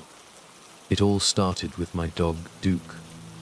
He's this scruffy mutt, a kind of fuzzy shepherd mix, I guess. Picked him up about 4 years back. He's not much of a barker, Duke. Only gets going when something's really wrong. So, it's this Wednesday night, late March. Still chilly, but not freezing. I was finishing up some repairs on the chicken coop when I hear Duke start to growl. Low, steady, the kind that makes you stop what you're doing. I grabbed the flashlight from inside, half expecting to see a coyote sniffing around. It was their breeding season, and they tend to get bold around the cabin, looking for an easy meal. But when I stepped outside, Duke wasn't at the edge of the property. He was near the tree line, staring into the woods, stiff as a board. Duke, I called, walking over, my boots crunching on the gravel. He didn't move, didn't even flinch, just kept his eyes glued to something beyond the reach of my flashlight. I followed his gaze, shining the beam into the woods. At first, nothing. Just the usual dark shapes of pine trees, swaying in the wind. But then, I saw it. This weird, shadowy figure, moving between the trunks, low to the ground. I couldn't make out its shape, but it was bigger than any coyote I'd ever seen. I shouted, trying to scare it off. The thing didn't run. It didn't even react. I remember thinking maybe it was a bear, but it was moving all wrong, not lumbering like bears do. This thing was fast, quick, like a predator stalking its prey. But it wasn't chasing anything, at least not yet. Then, Duke took off, barking and running toward it. Before I could even think to grab him, I cursed and ran after him, keeping the flashlight trained on the shape as best I could. The damn thing darted in and out of view, faster than I could keep up. I was about 30 feet from the tree line when Duke stopped dead in his tracks, his tail tucked between his legs. He started whining like I'd never heard him before. I called him back, my heart pounding in my chest. And that's when I saw it. It stepped out from behind the trees, maybe 40 feet away. Huge, hunched over like a wolf on steroids. But its legs were all wrong. Too long, like a deer's, but with paws that ended in these wicked claws that dug into the earth. The fur was all matted, like it had been rolling in mud and blood. But the thing that really got me was the way it stood. It wasn't fully animal. It looked like it could stand on 2 legs if it wanted to. But right then, it was down on all 4s, watching us, like it was deciding if we were worth the effort. Now, I've seen wolves before. We get them around here from time to time. But this wasn't a wolf. I'd never seen anything like it. I started backing up, slowly, calling Duke in a low voice. Come on, boy, let's go. My fingers tightened around the shotgun I always kept slung over my shoulder. Normally, I wouldn't use it unless I had to. But this was different. It growled. Not loud, just deep enough to make the hairs on the back of my neck stand up. Then, it started moving toward us. I'm not gonna lie, I panicked. I fired the shotgun once, hitting nothing but dirt and rocks. The blast echoed through the trees. The thing didn't even flinch. It just kept coming. Slow, deliberate, like it knew it didn't need to rush. That's when Duke bolted, the smart dog. I wasn't far behind him, running faster than I ever had in my life, not caring if I looked like a damn fool. That thing, whatever it was, wasn't something I wanted to mess with. I didn't stop until I was back at the cabin, slamming the door shut behind me, Duke barking his head off inside. My heart was pounding so hard, I thought it was gonna burst out of my chest, and I couldn't think straight. I just grabbed my rifle, locked all the doors, and sat by the window, watching the tree line, waiting for that thing to show up again. But it didn't. Not at first. Anyway, hours passed. Midnight came and went. I started to convince myself that maybe it was just some kind of freak animal. Maybe a diseased wolf, or some other predator I hadn't seen before. But then, just as I was about to doze off, Duke started growling again. This time, it wasn't a warning growl. It was pure fear. I peered out the window, and there it was, standing just outside the chicken coop, close enough now that I could see it clearly.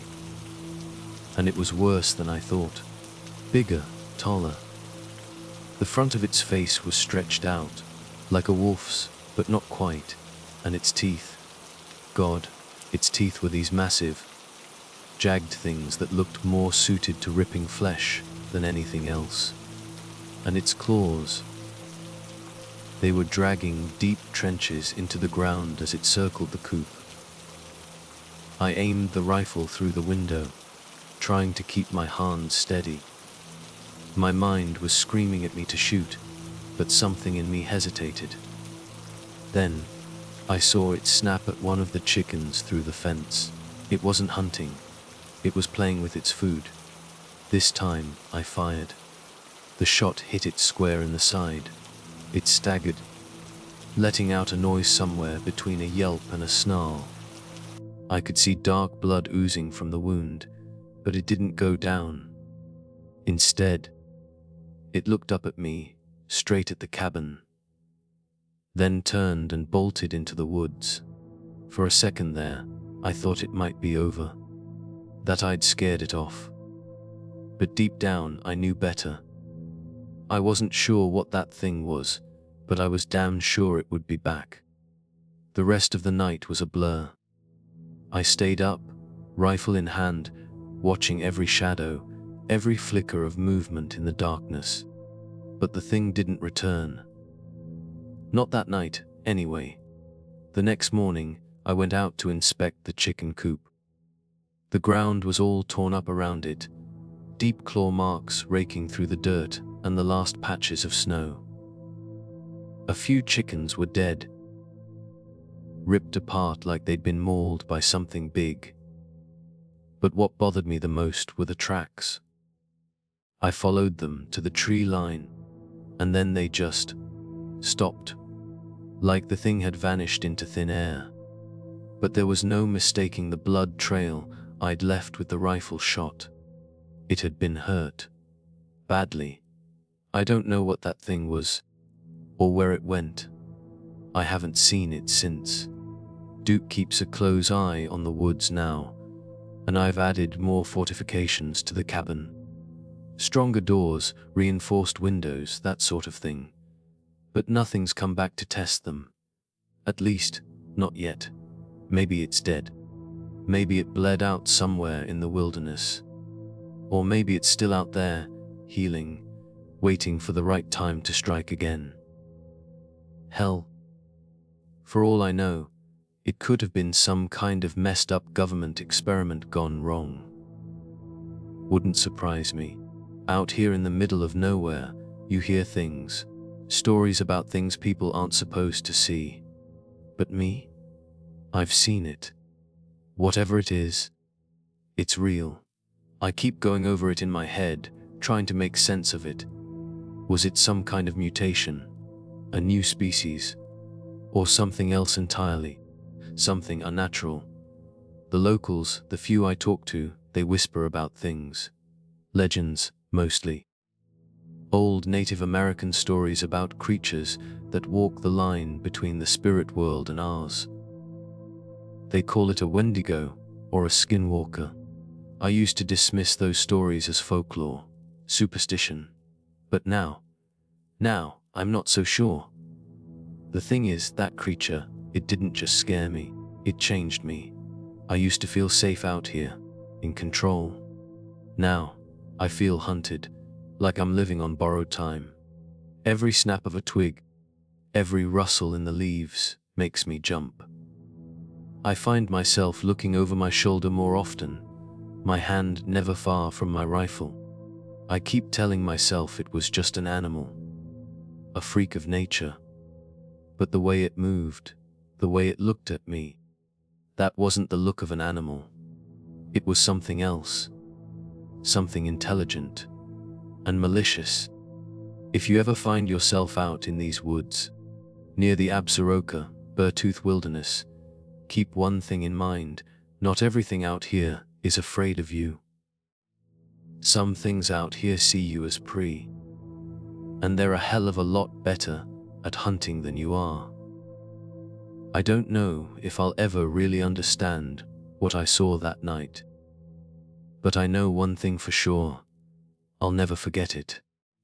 And I'll always be watching the woods, waiting, wondering if it's out there, somewhere, watching me back. Because whatever that thing was, it's a reminder that there are still things in this world that we don't understand. Things that are far more terrifying than anything we can imagine. And sometimes, the only thing you can do is lock your doors, hold your breath, and pray you make it through the night.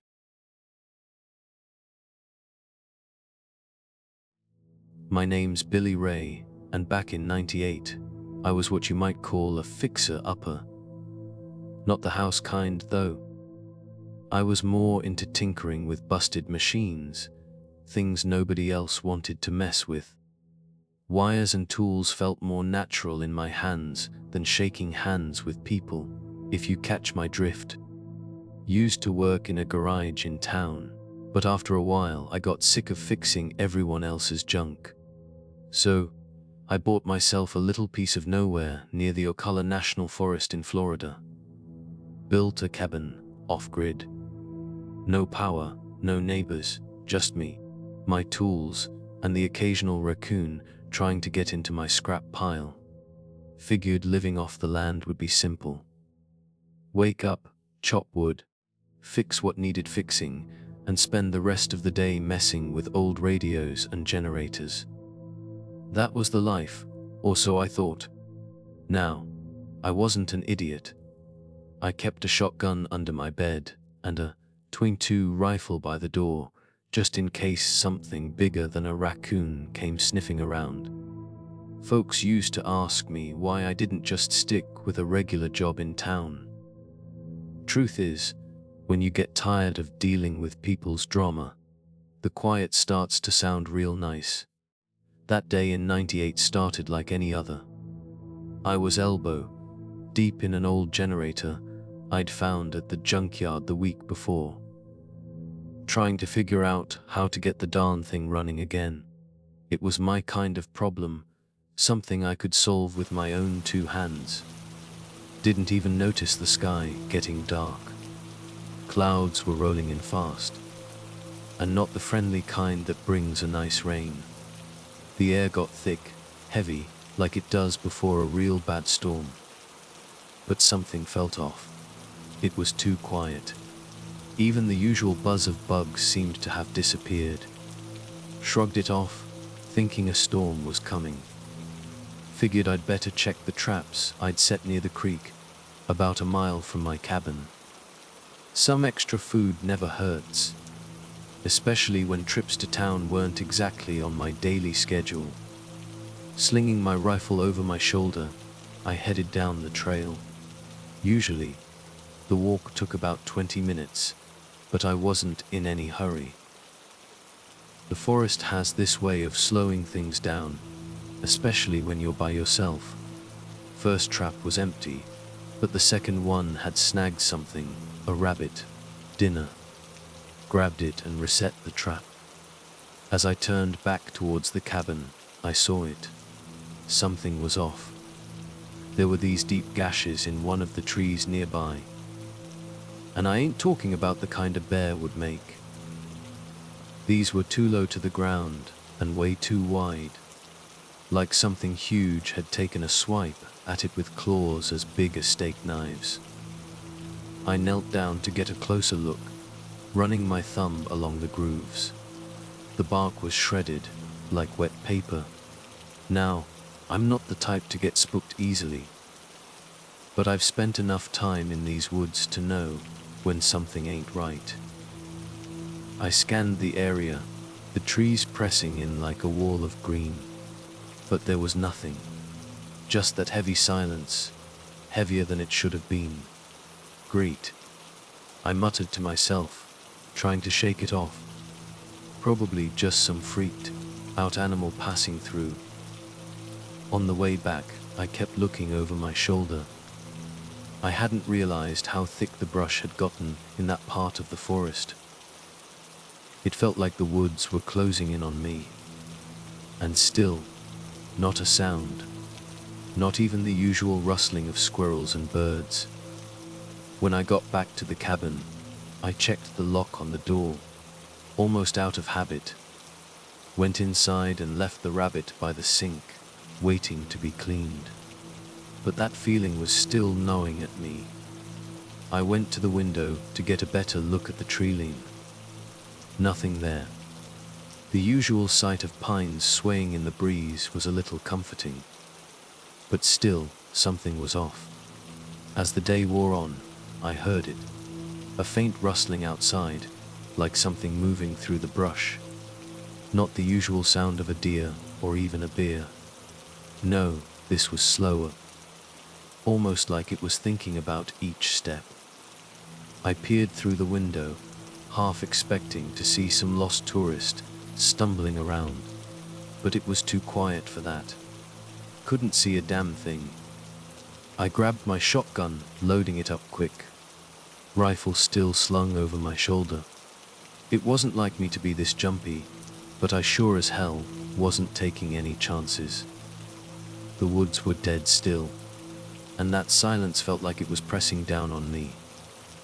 I scanned the area, waiting for something, anything, to move.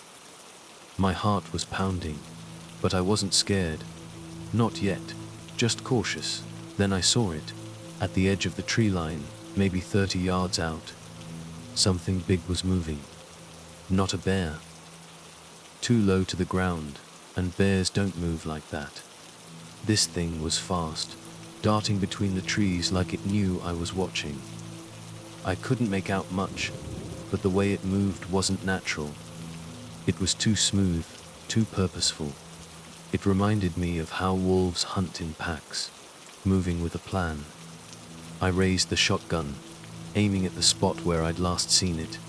For a second, I hesitated, wondering if maybe it was just some wild animal that had gotten too close to my cabin. But then it stepped into the open, and I saw it clear as day for the first time. It was like a wolf and a big cat mixed together, but all wrong. Its legs were long and muscled, with claws that looked like they could rip through steel. Its body was covered in patches of fur and leathery skin, like it had been through hell and back. But what really got me was its face, or what used to be a face. It didn't have a snout like a wolf, more like a flat, messed up shape, like it was halfway through changing into something else. I could feel it, just standing there. This thing was sizing me up, and I didn't wait. I fired. The shotgun blast echoed through the forest, but the creature barely flinched. It charged, faster than anything that size should have been able to move. I fired again, hitting it square in the chest. But it didn't stop. It was on me before I even knew what was happening, knocking me to the ground. I scrambled to my feet, grabbing the rifle from where it had fallen. My side was on fire from where that thing had hit me, but I didn't have time to think about the pain. That creature was on me again, snarling, if you could call it that. It didn't sound like any animal I'd ever heard before. I managed to get a shot off with the rifle, hitting it in the leg. It stumbled, just long enough for me to get some distance. I knew running wouldn't do any good. There was nowhere to go. So, I did the only thing I could think of. I baited it. Limping toward the cabin, I could hear it behind me, moving faster now that it was hurt. I made it inside and slammed the door shut, barring it with a heavy beam I kept for emergencies, or, for when things like this happened. Then I went for the gas canisters by the generator. That thing slammed into the door, hard enough to make the whole cabin shake. I unscrewed the cap on one of the canisters and splashed gasoline all over the floor, making a trail from the door to the stove. Grabbed a match from the shelf, lit it, and tossed it onto the gas just as the door gave way. Flames erupted between me and the creature. It was like a wall of fire. The thing thrashed in the fire, trying to get across the room. I could see its skin blistering, its fur igniting, but it didn't stop. It kept coming, claws tearing at the floorboards, trying to get to me. I backed up, keeping the rifle steady, and fired my last round right into its head. This time, it stopped. I watched as it collapsed, its body twitching before finally going still. The fire was spreading fast. I didn't have much time before the whole cabin went up in smoke. Grabbing whatever I could, which wasn't much, just a few essentials, I bolted out the back door, leaving the burning wreck behind me. When I got to town the next morning, I told the sheriff what had happened. He didn't believe a word of it, of course.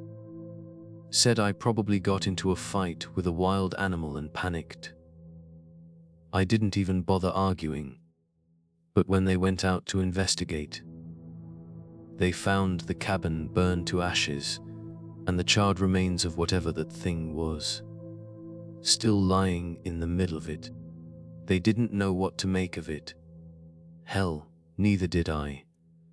But I'll tell you this much, it wasn't natural, and it wasn't just some animal. Whatever it was hunting, and I just happened to be in its path. As for why I'm still out here, well, it turns out the peace and quiet of the woods isn't all it's cracked up to be. But at least I know how to deal with whatever comes next. And these days, I keep a bigger gun and a whole lot more gasoline handy. You never know what's lurking out there in the dark. You never know when some other messed up thing is going to come knocking. And I'll be ready when it does. Always am now. You learn quick or you don't learn at all.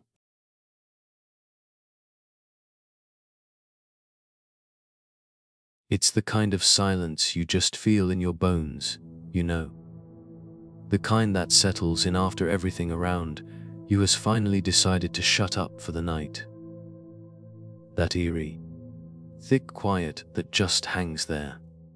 I don't know why, but that's been my kind of peace since I was a little kid. The year was 1997, and I just moved into this beat up old cabin about 20 miles outside of Cody, Wyoming. Middle of nowhere, basically.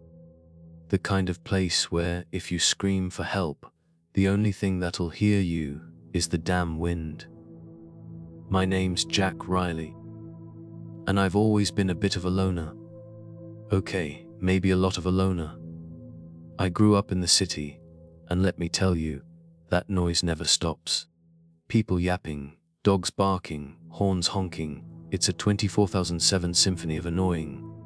Maybe that's why, after 15 years busting my hump on construction jobs in Denver, I finally said, screw it, and packed my bags. Traded in the concrete jungle for, well, a real jungle. This place. No streetlights.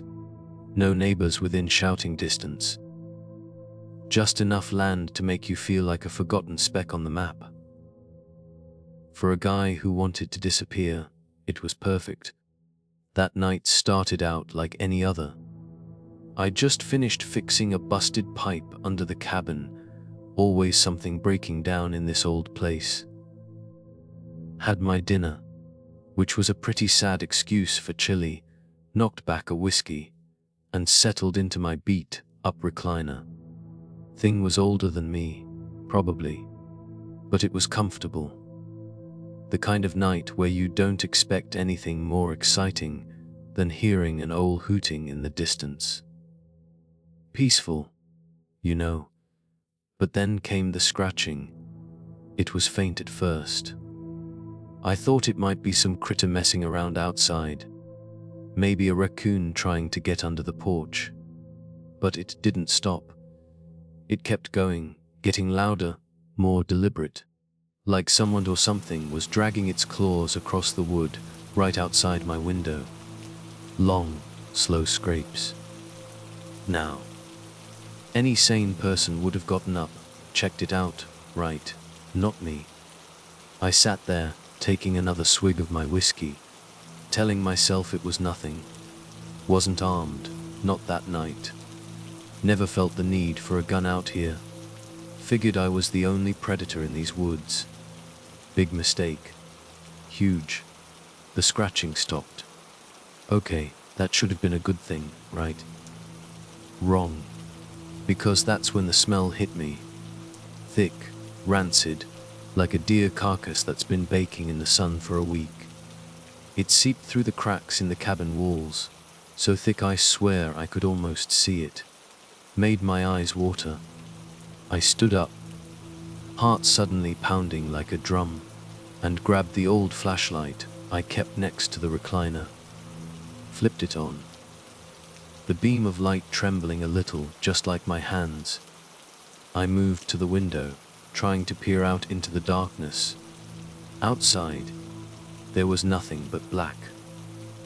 The wind had picked up, rustling the pine trees that surrounded the cabin, making them sway like spooky giants. But other than that, it was still. Too still. The kind of stillness that makes the hairs on the back of your neck stand up. The kind that makes you feel like you're not alone. I should have stayed inside, locked the doors, but I didn't. Something in me needed to know what was out there. What was making that sound, that god-awful smell? So, like an idiot, I grabbed my coat and stepped outside. The flashlight beam cut through the night like a thin, shaky blade. The smell hit me even harder out there. I gagged, covering my mouth with my sleeve, trying not to puke. I shined the light around, sweeping it over the ground, expecting to see some dead animal. Maybe a mountain lion kill, something like that. But the beam of light didn't land on anything like that. Instead, there was a hand. At first, I thought it was just a trick of the shadows, the way the light was hitting the ground. But nope, it was a hand. Pale, dirty, the fingers all twisted up like they'd been broken. It was sticking out from under a pile of brush, maybe 20 feet from my cabin door. Every single instinct I had told me to turn around, get back inside. But no, curiosity's a real bitch, isn't it? I took a step closer, then another, my heart hammering in my chest like it was trying to escape. The flashlight was flickering now, like it was about to die on me. Of course. I reached down and tugged at the brush. It gave way easily, like it was barely covering anything. And that's when I saw it. A body. Or at least, what was left of one. The flesh was all torn up, ripped apart, like it had been mauled by something with claws. Claws far bigger than anything I'd ever seen in these woods. And the facer, or what was left of it, was unrecognizable. Half of it was just gone. Just raw meat and bone. I stumbled back, bile rising in my throat. I wanted to throw up, to scream, to just disappear. Then I heard it. A sound that was low, guttural, but unmistakable. Not quite a growl. More like the ragged breathing of something big. Something that was close. Something that was watching me. My flashlight flickered again, and just for a split second, I saw it. It was hunched over, its back arched like a wild animal ready to pounce. But this thing, it wasn't any animal I'd ever seen. Its limbs were too long, too thin. The skin stretched tight over muscle and bone, like some kind of sick grey hide. and its head, it wasn't right. It reminded me of a deer's skull, all elongated and bony, with sharp ridges where the horns would have been. But this thing moved like no deer I'd ever seen. It was fluid, silent, like a wisp of smoke, almost. I turned to run. My legs felt like they were filled with concrete, but somehow, I made it back to the cabin, slammed the door behind me, and bolted it shut. My heart pounding so loud, I thought it was going to burst right out of my chest. I grabbed my phone, but of course no signal. Not out here. I'd have to drive at least 10 miles before getting a single bar. I cursed myself for being so damn unprepared. There was a rifle somewhere in the cabin, an old hunting thing, but it wasn't loaded. Not that I had time to find the damn thing anyway. Whatever was out there, it was fast. And it had killed someone. Whoever or whatever was left outside was a brutal reminder of that. Then, a loud teach-gee. The thing had thrown itself against the cabin door. The wood creaked, groaning under the force. This wasn't just some animal scratching anymore. It wasn't just testing the door. It was trying to break it down. I ran to the kitchen, grabbed the biggest knife I could find. A butcher knife, mostly used for chopping vegetables. It wasn't much, but it was something. Another crash, louder this time. The door wouldn't hold for much longer.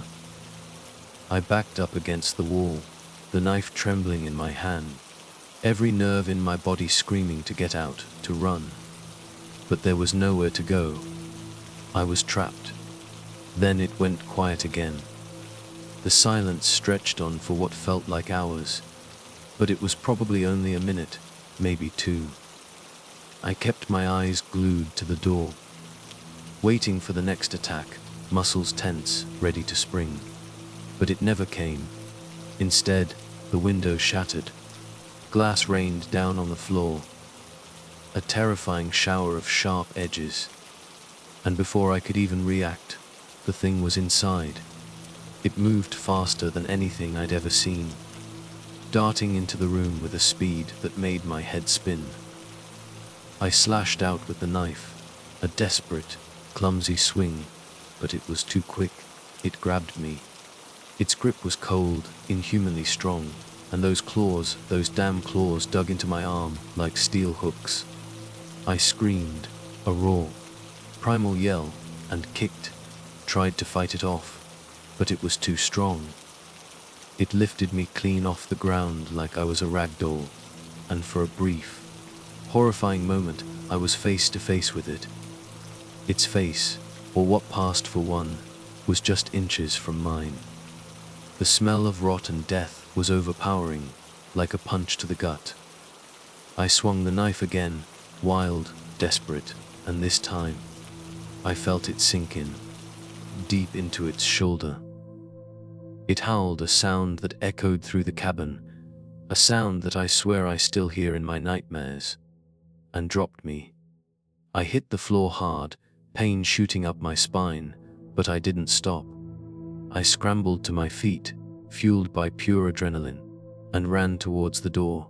Somehow, it was still intact, though barely hanging on its hinges. I threw it open and ran. I ran like hell itself was chasing me. I didn't stop running until I reached my truck, parked at the edge of the clearing. My lungs were burning, my legs screaming in protest, but I didn't dare slow down. I fumbled with the keys, hands shaking so bad I dropped them twice before finally getting the door open. I practically threw myself inside, slammed the door shut, and jammed the key in the ignition. The truck roared to life, a beautiful sound, the most beautiful sound I'd ever heard. I slammed my foot on the gas pedal, and the tires spun, spitting gravel as I tore down the dirt road, not daring to look back. I didn't stop until I reached the nearest gas station, a good 20 miles down the highway. It was one of those old, run-down places, the kind with flickering fluorescent lights and a single, dusty gas pump out front. It was empty, save for an old man behind the counter, staring at me like I'd just crawled out of a war zone. And in a way I had. I never went back to that cabin. Called the sheriff's department the next day, told them what happened. Of course, they didn't believe me. Not really. Said it was probably a bear or a mountain lion. But they sent someone out there to check, a couple of deputies. They found the body, or what was left of it. Ruled it an animal attack, just like I knew they would. But I know what I saw. I saw it in the shadows. That split second in the flickering beam of the flashlight. And later, in the cabin, when it had me in its grip, I felt its cold breath on my skin, smelled its full stench. I saw the way it moved, too fast, too fluid, like smoke given form. This was no bear, no mountain lion. I'm still trying to figure out what that thing was. Maybe it was some kind of mutated creature. Something that crawled out of the mountains after years of hiding. Some kind of freak of nature. Or maybe it was something else entirely. Something that doesn't belong in this world. Something unnatural. I moved back to Denver after that. Couldn't stand the thought of being out in the wilderness anymore. Traded the quiet for the noise, the solitude for the crowds. Ironic, isn't it? The thing I ran from, I ran right back to. But even here, in the middle of the city, surrounded by millions of people, I still feel it sometimes. That chilling silence. That feeling of being watched. I see things in the shadows, hear things in the dead of night. Sometimes late at night, when the city is finally quiet, I can almost hear that ragged breathing again. That guttural growl. And I remember the way it looked at me, its eyes, if you could call them that, burning with a cold, alien hunger. I sleep with a loaded gun under my pillow now. A big, heavy revolver. And every night, before I close my eyes, I pray that I never see that thing again. I pray that it stays out there, in the wilderness, far away from me. But I know, deep down, that it's not finished. Whatever that thing was, whatever it is, it's still out there waiting. And sometimes, when the wind howls just right, it sounds almost like a scream. A scream that's cut short. Like someone who just met the same fate as the poor soul I found outside my cabin. The silence never felt peaceful to me after that. Now it just feels hungry. And I know, with a certainty that chills me to the bone, that one day, that hunger will come for me again. It is just a matter of time before I'm face to face with that nightmare in the woods once more. That thing in the woods will find me. It is only a matter of time. One day I will be the body under the brush, and someone else will stumble towards their own doom. It is just a matter of time. One day the thing in the woods will come for us all. That, I am sure of. The thing in the woods is never finished.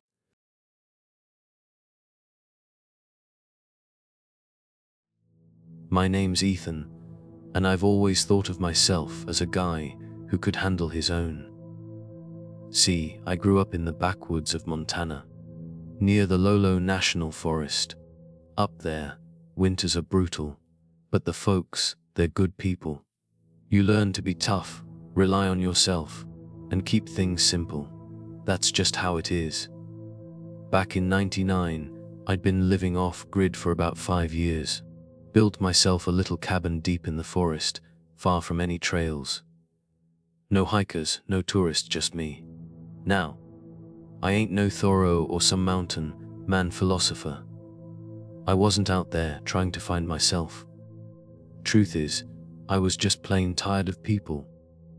Tired of the rat race, the noise, and most of all, the damn red tape that seemed to choke the life out of everything. So, I packed up, said, screw it, and headed for the hills. Life was good. I had a little garden, hunted some, fished the streams.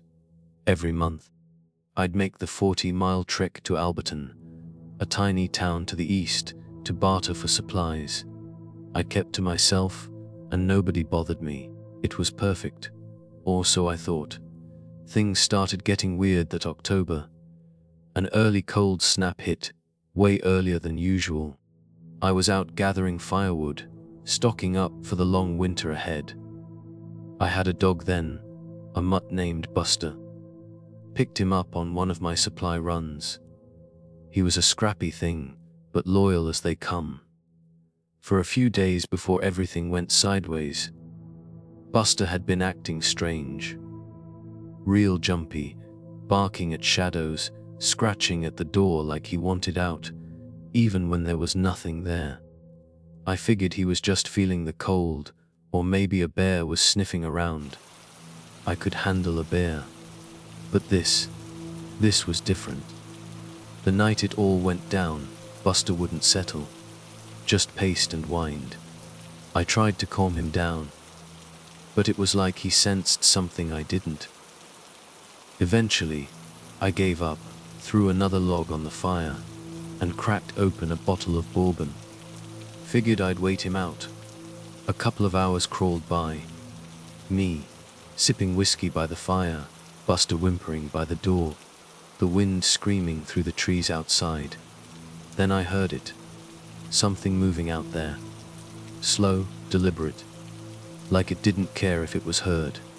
Now, I'm not one to spook easily, but this was different. These footsteps were heavy, not like any animal I knew. They were almost purposeful.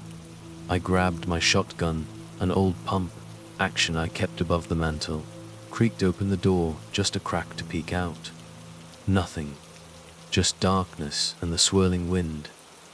I stepped out onto the porch, my boots crunching on the frost-covered wood. Buster was right at my heels, a low growl rumbling in his chest. I scanned the trees, my flashlight beam cutting through the darkness. Nothing but shadows dancing in the wind. But there was something out there. I could feel it. The air felt thick, heavy. I tried to tell myself it was just nerves, a trick of the light, but deep down I knew better. Then I heard it again. Closer this time. Whatever it was circling the cabin, moving through the undergrowth like it was stalking us. I clicked off the safety, my heart hammering in my chest. Buster took off toward the sound, barking like crazy. I yelled after him, but he was gone, his barks fading into the night. Damn it, Buster. I cursed under my breath and took off after him, flashlight bouncing wildly. The forest was alive with sound now. Branches cracking, twigs snapping, Buster's frantic barks getting further away. Then, silence. Just like that. My breath hung in the air, a frosty cloud in the freezing night. I stopped, straining to hear anything. But all I could hear was the wind. And that's when I saw it. Something big and pale, moving between the trees. Too fast to make out properly. My first thought was a deer, but no deer moved like that. It was bigger, hunched over, almost like a man. But it wasn't. Not any man I'd ever seen. My mouth went dry. I took a step forward, shotgun raised. Buster's bark started up again, desperate, panic. Coming from somewhere up ahead. I ran toward him, a cold dread creeping into my gut with every step. When I reached him, Buster was on the ground, laying near some bushes, not moving. I called out to him. He didn't even twitch. The fur around his neck was soaked with blood, his body mangled, like he'd been shaken by something huge. something with jaws stronger than any wolf or bear. I knelt beside him, hands shaking. He was still warm, but there was no life in his eyes. That's when I heard it, a deep, guttural snort right behind me, like something breathing heavy. I spun around, my flashlight catching a flash of something pale and massive moving between the trees again. This time, I got a better look. It was taller than any man, with long, spindly limbs and skin that looked almost translucent in the flashlight beam. It looked sort of like an elk, but hairless, and its body was twisted in a way that made my stomach churn. Its head was too high, too narrow, and it moved in these jerky motions, like it wasn't used to walking on two legs. The thing took a step toward me, and I didn't hesitate. I fired a shot right at its chest. The blast echoed through the forest. The creature let out a sound I'd never heard before, a kind of gurgling screech that chilled me to the bone. It stumbled back but didn't fall. I pumped another shell and fired again, aiming higher this time, toward what I thought was its head. The second shot hit it. It let out a wet, rasping noise and crumpled to the ground with a sickening thud. I didn't stick around to see if it was dead. I turned and ran, not stopping until I was back inside the cabin, the door bolted shut behind me. I barely slept a wink that night, clutching my shotgun, jumping at every creak and groan of the cabin. When morning finally came, a pale, weak light filtering through the cracks in the boarded windows, I forced myself to go back outside. Buster's body was still there, lying where he fell, but the creature, it was gone. There were drag marks in the dirt, leading off into the trees, like something had come back for it during the night. I didn't waste any time. I grabbed what little I had left, my shotgun, and a few essentials. I left that place, didn't even look back. I never went back. Never even spoke to anyone about what happened out there, not until now. Whatever that thing was, it wasn't natural. It wasn't something I could explain, not really. All I know is, it's still out there, somewhere in those woods, waiting. After I left the cabin, I hiked for days. Didn't follow any trails, just kept moving, putting as much distance as I could between me and that place.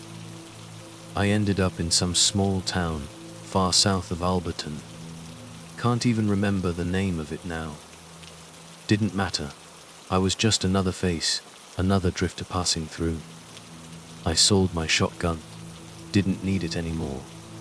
Not out here, in civilization. Besides, every time I looked at it, I saw Buster, heard that awful screech.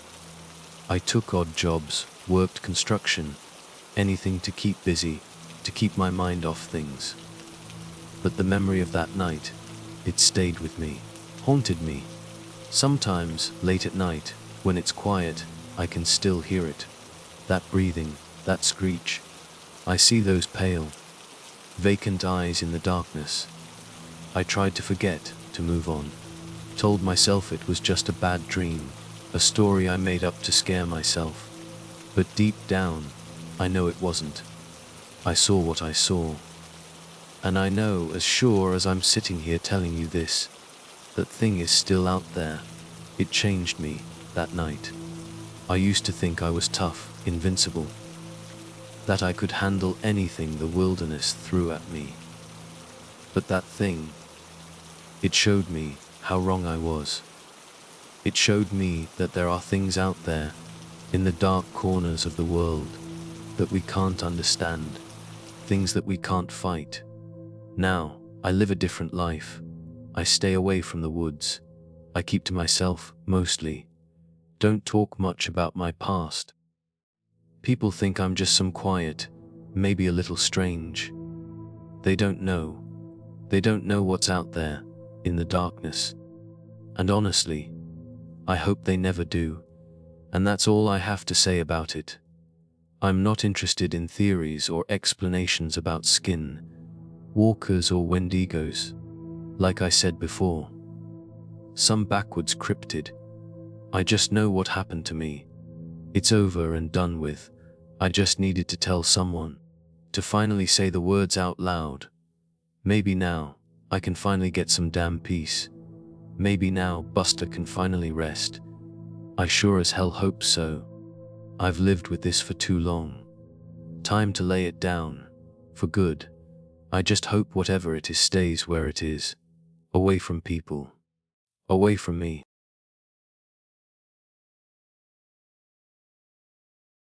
My name's Rick Hayes. And let me tell you, I thought I knew the meaning of off the grid. For 7 years, I lived way out in the Hoh rainforest in Washington state, a place so remote most folks couldn't even find it on a map. But me, I knew that place like the lines on my own palm. I was a hermit, a recluse, whatever you want to call it. People weren't exactly my thing. I was all about solitude, thriving in it. That's why what happened back in '99 still messes with my head. It made me question the one thing I was sure of, that I could stay hidden, untouched. See, I was as self-sufficient as they come. I built my own cabin from salvaged wood, had a little solar setup that gave me enough juice to keep a CB radio going. Just in case, you know. Never owned a gun. Didn't see the need. The knife on my belt was good enough for most things. I wasn't looking to shoot anything. Just wanted to live quietly, with the moss and trees as my only company. My days were simpler: chop wood, hunt small game, forage for whatever the forest offered. It was a routine, and I liked it. Then, one afternoon, that routine got blown to hell. It started normal enough. I was a few miles north of my cabin, tracking a buck I'd seen the day before. It was quiet, almost too quiet. But in that way nature gets when it's sizing you up, deciding if you're a threat. I was alone, or so I thought. About an hour in, I caught a glimpse of something through the trees, a flicker of movement. Too big for a deer, too fast for anything else I'd seen out there. My first thought was, bear, maybe. But I didn't get that gut punch you feel when you're near one of those things. No low rumble of distant growls, no sense of dread. And bears, they don't move like that. I kept going, curiosity winning out over caution. Dumb, right? You'd think after all those years, I'd know better than to stick my nose where it didn't belong. But here's the thing. When you're out there alone, you get used to being top dog. Stupid confidence, I guess. That's where I really messed up. I picked up the pace, heading toward where I saw the thing. The air felt heavy, like something was pressing down. I couldn't hear any birds, no squirrels rustling, not even flies buzzing. It was eerie, but I shrugged it off. That is, until I reached the clearing. There, lying in a broken heap, was the buck I was tracking. It was ripped open, like someone had taken a machete to it. Its guts were spilled out on the ground, steam rising from the exposed flesh in the cool air. But it wasn't the gore that freaked me out, it was how clean the kill was. Something had gutted that animal in one smooth motion, not the messy tear you'd expect from a predator. I stood there, staring at the carcass, trying to figure out what could have done it. Then I heard it. Footsteps. Slow, deliberate, coming from behind me. The trees felt like they were closing in as the sound grew louder. I turned around and finally saw it. This thing was massive, easily 7 feet tall, and it had this hunched over walk, like a wolf that learned to stand upright, but never quite got the hang of it. Its face was long, with a snout like a boar. And its skin, if you could call it that, was mottled, patchy. Like it had been skinned alive, but just didn't care.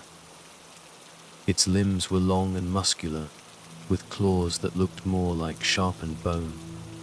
It didn't move right, like it was calculating, waiting to see what I'd do. And as much as I hate to admit it, I froze. The knife in my hand felt like a joke. I muttered under my breath, "Damn it. I wasn't going to outrun it. I wasn't going to fight it. But maybe, just maybe, I could make it hesitate long enough to do something incredibly stupid. Run." The thing cocked its head, like it was amused by the thought. Then it lunged. I darted to the side, barely avoiding the swipe of its claws, and bolted for the thickest part of the forest. My lungs burned as I wove between trees, dodging roots and branches. The heavy thud of its footsteps close behind. Every instinct told me I wouldn't make it back to the cabin in time. But instinct was all I had left. I dove into a narrow gap between two trees, scrambling through the underbrush like a cornered animal. This thing was fast, faster than anything that size had a right to be. I could hear it closing in, snarling under its breath. No time to think, just move. Then I heard it, a scream, not mine. Someone else's. I stumbled into another clearing, panting, and spotted two guys standing near a beat-up jeep. They had rifles slung over their shoulders, and their jaws were hanging open, staring past me, eyes wide with terror. "Run!" I shouted at them. They didn't need telling twice. One of the guys, a lanky dude with a shaved head, who I later learned was called Jerry, started scrambling into the jeep. His hands shaking so bad he could barely get the key in the ignition. The other one, a stockier guy named Frank, leveled his rifle toward the trees behind me, and then that thing burst into the clearing.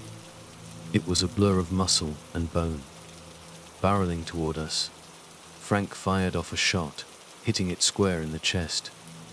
The thing staggered, but it didn't go down. It barely even reacted. "That's it. That's all you've got?" I yelled, ducking behind a fallen log as the creature kept coming. Jerry finally got the engine going, and the jeep sputtered to life. "Get in!" he screamed. I wasn't about to argue. I vaulted into the back just as Frank let off another shot. This time, it caught the thing in the leg, and it buckled, letting out a sound that was like a mix between a snarl and a cuff. For a second, it just sat there on its haunches, staring at us. Then, without warning, it leaped into the trees, vanishing into the canopy. The three of us just sat there, stunned, as the jeep tore down the dirt road. "What the hell was that?" Frank finally muttered, lowering his rifle.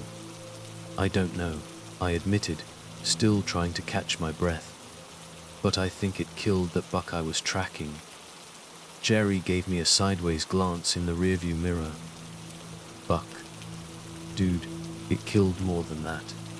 We found a whole pile of them about a mile back, and they weren't the only bodies."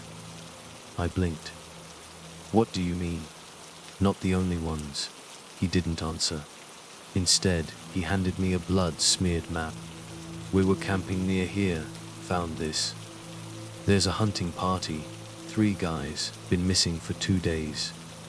Sheriff sent us out to check it, but..." He trailed off, shaking his head. That's when I noticed the smell. Something had been smeared across the back seat, a thick, coppery stench that clung to my throat. "You didn't kill it," I muttered, staring back at the forest as we sped away. "Doesn't matter," Jerry replied grimly. "It's not following us." When we reached town an hour later, the sheriff took one look at us, one look at the map, and decided we were better off not talking about it. The search party was called off, but no one ever found those hunters, or whatever was left of them. A week later, I packed up my cabin. I cleared out everything I owned and I left. I couldn't stay there. Not after that. That thing, whatever it was, it took more than just those hunters' lives. It took my peace of mind, my sense of safety. The forest, my sanctuary, had become something else entirely. A place of nightmares. I ended up drifting for a while, never really settling down. I couldn't shake the feeling that I was being watched, that something was out there, lurking just beyond the tree line. I tried to tell myself it was just paranoia, that I was being irrational. But deep down, I knew. I knew that whatever I saw in the Ho rainforest that day, it wasn't just some animal. It was something else, something unnatural. And the worst part is, I know it's still out there, waiting, hunting, and sometimes, when the wind howls just right, I can almost hear it. That guttural snarl, carried on the breeze, a reminder that some things are better left undisturbed. Some places are better left unexplored. And some secrets, well, they're better left buried deep in the woods. Because the truth is, some mysteries aren't meant to be solved. They're meant to be feared. And me, I fear that I will never forget that forest. It will be in my nightmares for the rest of my days.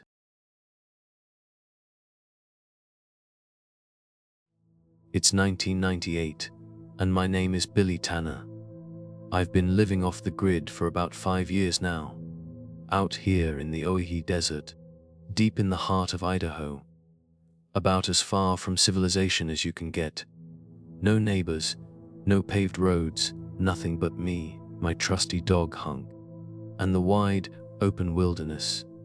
It wasn't some glamorous life, believe me.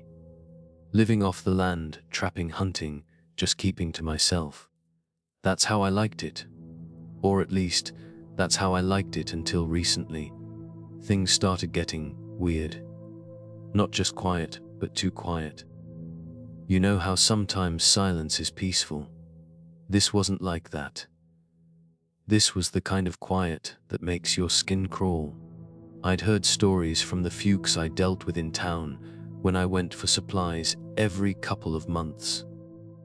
Odd things. People going missing, never to be seen again. And the old-timers, they always warned newcomers about staying out in the Badlands at night. Said the desert had a way of swallowing people whole. I always brushed it off. People out here like to spin yarns, and besides, the desert's a huge place. If someone went missing, it was probably because they were unprepared, wandered off, and got lost. Dehydration or heat stroke will get you quick if you don't know what you are doing out here. But then, last week, I found something that made me rethink everything. It all started with Hank.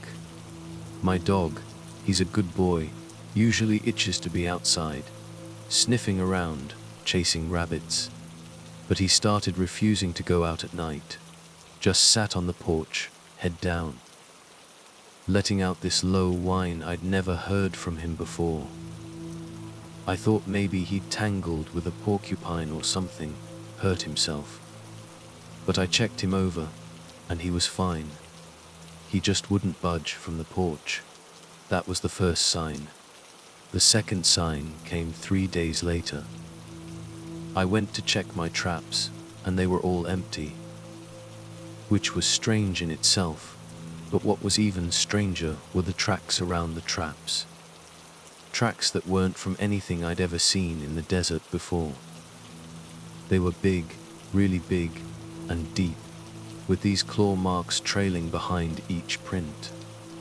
Now, I've seen mountain lion tracks plenty of times. These weren't that. These were too big. And the claws. They looked like they were dragging through the dirt, not digging in for traction, like a cat's would. Whatever made those prints wasn't hunting, it was stalking. Now, I didn't panic. Not yet, anyway. I figured maybe it was some kind of injured bear. It was rare for them to be out this far, but not impossible. I decided I'd scout around the next day, see if I could figure out where the tracks led. Maybe it was nothing. Big mistake. Number one rule of the wilderness, always be armed. I grabbed my knife, but I left my rifle inside the cabin. Figured I'd just be back before dark. Another big mistake. Hank was trailing behind me, sniffing the air more than usual, almost like he was on high alert, which in hindsight, he definitely was. After a few hours of walking, the tracks veered off toward this old mine shaft. Been abandoned for years. The locals said it was cursed. Yeah. The typical campfire story.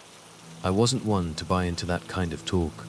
Still, there was something about that mine that always gave me the creeps. It was quiet around there, too quiet. The kind of quiet where even the wind seems to hold its breath, and you realize just how alone you really are. I don't know what possessed me to keep going. Curiosity maybe, stupidity more likely, but I did. I followed those tracks straight up to the shaft's entrance. It was like a gaping hole in the side of the earth, a wound that never healed. Hunk stopped about 10 feet back, whimpering again, that same low whine from before. I told him to stay put, and like the fool I was, I walked a few steps closer, peering into the darkness. That's when I saw it, bones. Human bones. They were scattered near the entrance, gnawed on and broken. No animal does that, not like this. I'm no expert. But even I could tell something was seriously wrong with how clean those bones looked. Picked clean. Like whatever had killed this person, or persons, wasn't interested in the meat, just the act of killing. Okay, I know what you're thinking. Why didn't I just turn around and get the hell out of there? Why didn't I run back to the cabin, grab my rifle, and hole up until whatever this was passed through? I wish I could tell you. Maybe it was stubbornness. Maybe it was fear. That primal fear that freezes you in place. Maybe I just didn't want to believe what I was seeing. I leaned in closer, looking for any sign of what might have done this. The air inside the shaft smelled off, like rotting meat mixed with damp earth. My stomach churned. Just as I was about to turn back, I heard it, a sound, like dragging. Not footsteps, not an animal scurrying, but something heavy being pulled through the dirt. Slow, deliberate, and then I saw it. At first, I thought it was a bear. It had that hunched shape, that lumbering way of moving. But as it came closer to the light spilling in from the entrance, I realized this thing wasn't any bear I'd ever seen, or ever wanted to see. This thing was massive, maybe 8 feet tall, easy. But that wasn't the worst part. It had skin, but it looked stretched. Too tight over its frame, sagging in some places, pulling in others, like it didn't fit right. And the claws, those were the worst. Long and curved, dragging behind it, almost too big for its limbs. They were the things that had made those marks in the dirt. I didn't stay to get a better look. I ran. Hank was already ahead of me, barking like crazy as I sprinted back toward the cabin. I could hear it behind me, moving faster than something that size should be able to. The ground shook with every step it took, and that awful dragging sound. It kept getting louder. I barely made it to the porch when I heard something crash through the trees behind me. I didn't look back. I slammed the door shut, grabbed my rifle, and aimed it at the door, waiting For a moment, everything went quiet again. That heavy, suffocating silence settled in like a thick fog. Then came the scratching, slow, methodical, like it knew I was inside and was just waiting, biding its time. It didn't pound on the door or try to break it down. It just kept scratching, like it had all the time in the world. I stayed like that, back against the wall, rifle aimed at the door, for what felt like hours. Hank was curled up in the corner, shaking like a leaf. The scratching would stop, then start again, like the thing outside was playing some kind of sick game. I don't remember when I fell asleep, but I must have, because the next thing I knew, it was morning. The scratching had stopped. The door was still in place. No damage, no signs that anything had been there. If it weren't for the bones I'd found, and the tracks leading up to the cabin, I would have thought it was just some horrible nightmare. But the bones were real, and so were the tracks. They were everywhere, surrounding the cabin, circling it like whatever that thing was had been waiting all night, just outside. I didn't waste any time. I grabbed what I could carry, some food, water, extra ammo, my bidroll. Didn't even bother with a suitcase. Just stuffed everything into my backpack. I didn't care where I was going, as long as it was far away from that cabin, far away from that thing. I wasn't sticking around to find out what it wanted, or why it hadn't come crashing through the door. And I sure as hell wasn't going to wait for it to come back. As I was pulling out of the driveway, if you could even call it a driveway, in my beat up old truck, I kept thinking about those bones. How long had they been there? Who did they belong to? Some poor hiker who stumbled onto the wrong place. A hunter who got lost. And the biggest question of all, why had I been spared? Why had that thing let me go? A few days later, I stopped by the nearest town, a little one-horse place called Havenwood, to grab some more supplies before heading out again. Anywhere but here. I was still pretty shaken up, and I guess it showed. I mentioned what I'd seen to a few of the locals, kind of testing the waters, you know. See if they thought I was crazy. But they didn't laugh, didn't call me crazy. In fact, they didn't say much at all. Just got these grim looks on their faces. One of the old-timers, a guy named Earl, with a face like weathered leather and eyes that had seen too much. He just nodded slowly and said, "Yay. Sounds like you met the Skinner, pal. The Skinner." That's what they called it. Apparently, I wasn't the first to come across this thing. Some folks said it was a curse, an old Indian legend. Others said it was something much older. A creature that had been here long before the first settlers, long before the Native Americans even. Something that belonged to the land, in the most terrifying way possible. According to Earl, the Skinner had a way of picking its victims. Some it killed, others it just let go. Like it was testing them, seeing if they were worth the effort. Like it was playing some twisted game only it understood. He didn't have an answer for why I was still breathing, why the Skinner had let me run. But he gave me one piece of advice before I left, an advice that's been burned into my brain ever since. He leaned in close, his voice low and raspy, and said, "If you ever see those tracks again, don't follow them. Doesn't matter what you think you'll find. Just keep moving. And don't look back. It hates being watched, hates being followed. Just get as far away as you can, as fast as you can." I've been following that advice ever since. I left Havenwood that same day, and haven't stopped driving for long since. I keep moving, staying off the main roads, sticking to the backwoods and forgotten highways.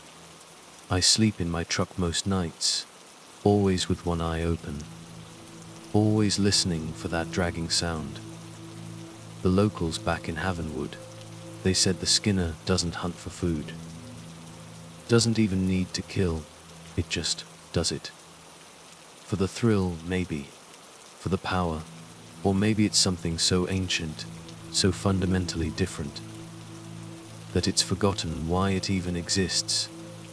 Maybe it's been waiting for something, or someone, to come along and give it a reason to stop. Or a reason to start again, but on a bigger scale. All I know is this: I'm not planning on sticking around to find out. And neither should you. If you're ever out in the Oihi Desert, or any desert for that matter, and you see tracks that don't make sense, tracks that look like they were made by something dragging its claws, don't follow them. Don't try to be a hero. Don't try to figure it out. Just remember what Earl told me. Keep moving, and don't look back. Because whatever the Skinner is, whatever it wants, it's not something you want to meet. Trust me on that. You don't want to end up like those bones in the mine shaft. Another forgotten victim of the desert's oldest, darkest secret. You just want to get away, and pray that it chooses to let you go. Because sometimes, the greatest act of courage is simply knowing when to run. And sometimes, the things you can't outrun, you just have to keep running from, forever.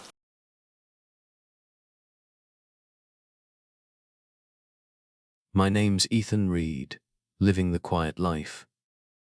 I had this little cabin tucked way back in the woods of northern Montana. And I'm not talking about your fancy cabin with the cute little porch swing. This was a rough, no frills kind of place. The road was basically a muddy ditch most of the year, and if you weren't careful, you'd meet a wolf way before you met another human being. Why was I out there? No big, dramatic reason. I wasn't running from the law or anything. I was just done with people. You know, the whole world felt like it was screaming 24/7, and I just wanted some peace. I liked the solitude, living off the land. I had to hunt, chop wood, build things, the whole 9 yards. Now, Montana's gorgeous, don't get me wrong, but she's a harsh mistress. You can't just waltz into those woods thinking you're all that. You gotta respect it. Nature doesn't play nice with knave folks with their fancy gadgets. I liked it rough. I liked the quiet. The real kind of quiet where you can almost hear it humming. It's peaceful, you know, knowing there's nobody for miles.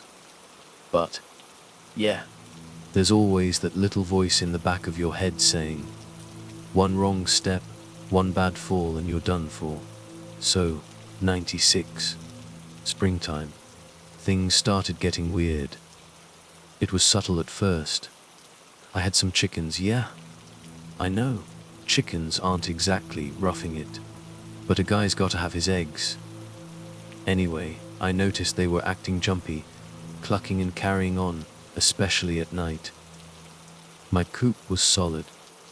I built it myself, and I hadn't had a problem with raccoons or coyotes in years. One afternoon, I was out there patching up the coop, hammering away, when I saw it. Just a flicker of movement out of the corner of my eye, at the very edge of the woods. Something big. Too big to be a deer, and it was moving too low to the ground to be a person. It vanished behind the trees quick, silent as a ghost. Now, my first thought was, bear. But here's the thing, bears in those parts don't exactly sneak around. They're loud. They let you know they're coming. It's like their way of saying, this is my turf. This thing was different. It was slinking. I grabbed my trusty .30-06, gave the coupe one last once over, and headed towards the trees. Look, I wasn't an idiot. If there was a bear, I needed to know what kind. This was my home, and I wasn't about to let some overgrown dog with claws tear it apart. I stepped into the woods, and the quiet hit me like a wall. The birds had stopped singing. That happens sometimes when a predator's nearby, but this felt off, too quiet. The only sound was the wind whispering through the branches, and then I smelled it. At first, I couldn't place it. It was faint, but nasty, like roadkill that's been baking in the sun for a week. Bears don't usually stink that bad unless they've been rolling around in something seriously foul. This was worse, way worse, than anything I'd smelled in all my years out there. The smell got stronger the deeper I went. And then I saw it, a clearing up ahead. One I hadn't been to in a while. It looked wrong, like the trees had been pushed outwards, like something big had forced its way through recently. And in the middle of the clearing, something that made my stomach clench. It was a carcass, but not like any I'd seen before. This thing was ripped to shreds. I mean torn apart, pieces scattered everywhere like some kind of sick joke. It was brutal, like something had been playing with it. Hours it must have taken, and the worst part, the thing didn't look like any animal I knew. It was kind of deer-shaped, maybe an elk, but twisted. Its legs were too long, and the hooves were all wrong, jagged and crooked. Now, I've hunted my whole life. I've tracked deer, even wolves. I've seen what a mountain lion can do to a calf, and I've seen wolves tear through livestock. This was not that. This was something else. Like it had enjoyed the kill, taken pleasure in it. Whatever killed that thing wasn't interested in eating. It was toying with it.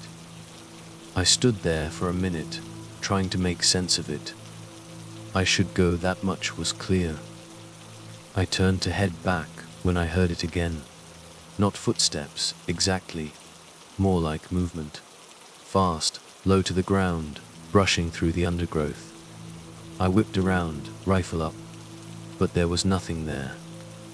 My heart was hammering now, and I could feel the sweat dripping down my back. Something was out there, something I couldn't see, and it was watching me. I'm not ashamed to say it. I ran. Not far, just enough to get out of that clearing and back into the thicker part of the woods. I crouched down behind a big, fallen tree, trying to catch my breath, trying to listen, and then I saw it. Just a glimpse out of the corner of my eye. A shape, moving between the trees, low to the ground, almost slithering but fast. So fast I couldn't get a good look, but I saw flashes.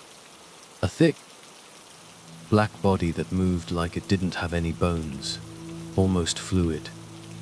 But it wasn't silent. I could hear its weight crushing the underbrush, snapping small branches, and those hooves, those messed up hooves I saw on the carcass. I saw them again as it passed by another tree, for just a second, lit up by a sunbeam. I didn't move. Didn't breathe. I'd seen enough to know that this thing, whatever it was, wasn't something I wanted to mess with. I stayed there, frozen, and then it stopped, dead still. I felt it before I saw it. It was behind me. The first thing I noticed was the sound. Not a growl, not a roar. It was this low, almost clicking sound. Rhythmic, slow, and the smell. It was like the clearing all over again, only worse. Like death itself had wrapped its arms around me. I turned, real slow, as quiet as I could, and there it was, not 5 feet away. This was huge. I mean, maybe the size of a big bull elk, but built different. Its skin, if you could even call it that, was all thick and leathery, stretched tight over these thick, corded muscles. It kind of reminded me of a bison, but leaner, meaner, and way more agile. And its mouth, that mouth was a nightmare, full of these sharp, crooked teeth, way too many for an animal that size. And the worst part, it was grinning. At least, that's the best way I can describe it. Like it was enjoying this, enjoying my fear. I raised the rifle, my hands shaking, and aimed right for its head. I fired. The sound was deafening in the quiet woods. The thing jerked back, but not enough. I'd hit it, but it wasn't down. It stumbled a bit, this low, guttural growl rumbling in its chest. And then, faster than I could even process, it was on me. I dropped the rifle, barely managing to roll out of the way as its hooves, those twisted, jagged things, slammed into the ground where I'd been standing. I scrambled back, grabbing a thick fallen branch as I did. Not much of a weapon, but it was better than nothing. For a second, it just stood there, watching me. Those weird, unblinking eyes. Then it lunged again. I swung the branch, connected with its side. But it was like hitting a boulder. The thing didn't even flinch. Didn't react. It was like it was toying with me, like it knew I was no threat. Then I heard something else. Something distant, but getting closer. The sound of voices shouting. I wasn't alone out here after all. I don't know if that thing heard it too, or if it just decided I wasn't worth the trouble. But it backed off. Slowly, it turned and just melted back into the trees, moving with that same freaky speed and grace that seemed impossible for something so big. I collapsed onto the ground, chest heaving, gasping for air like I'd just run a marathon. A few seconds later, two guys came bursting through the trees. Rangers, by the looks of their uniforms. They must have heard the gunshot. One of them helped me up, asking me what happened, what I'd seen. But I couldn't answer. I was still in shock, shaking like a leaf. We went back to the clearing together. The carcass was gone, vanished. No sign of the thing that had killed it either. Just a patch of trampled grass and broken branches where that creature had stood.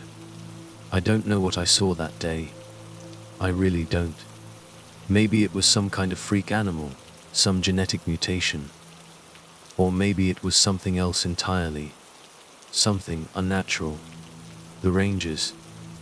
They didn't push me for answers. They didn't laugh, didn't call me crazy.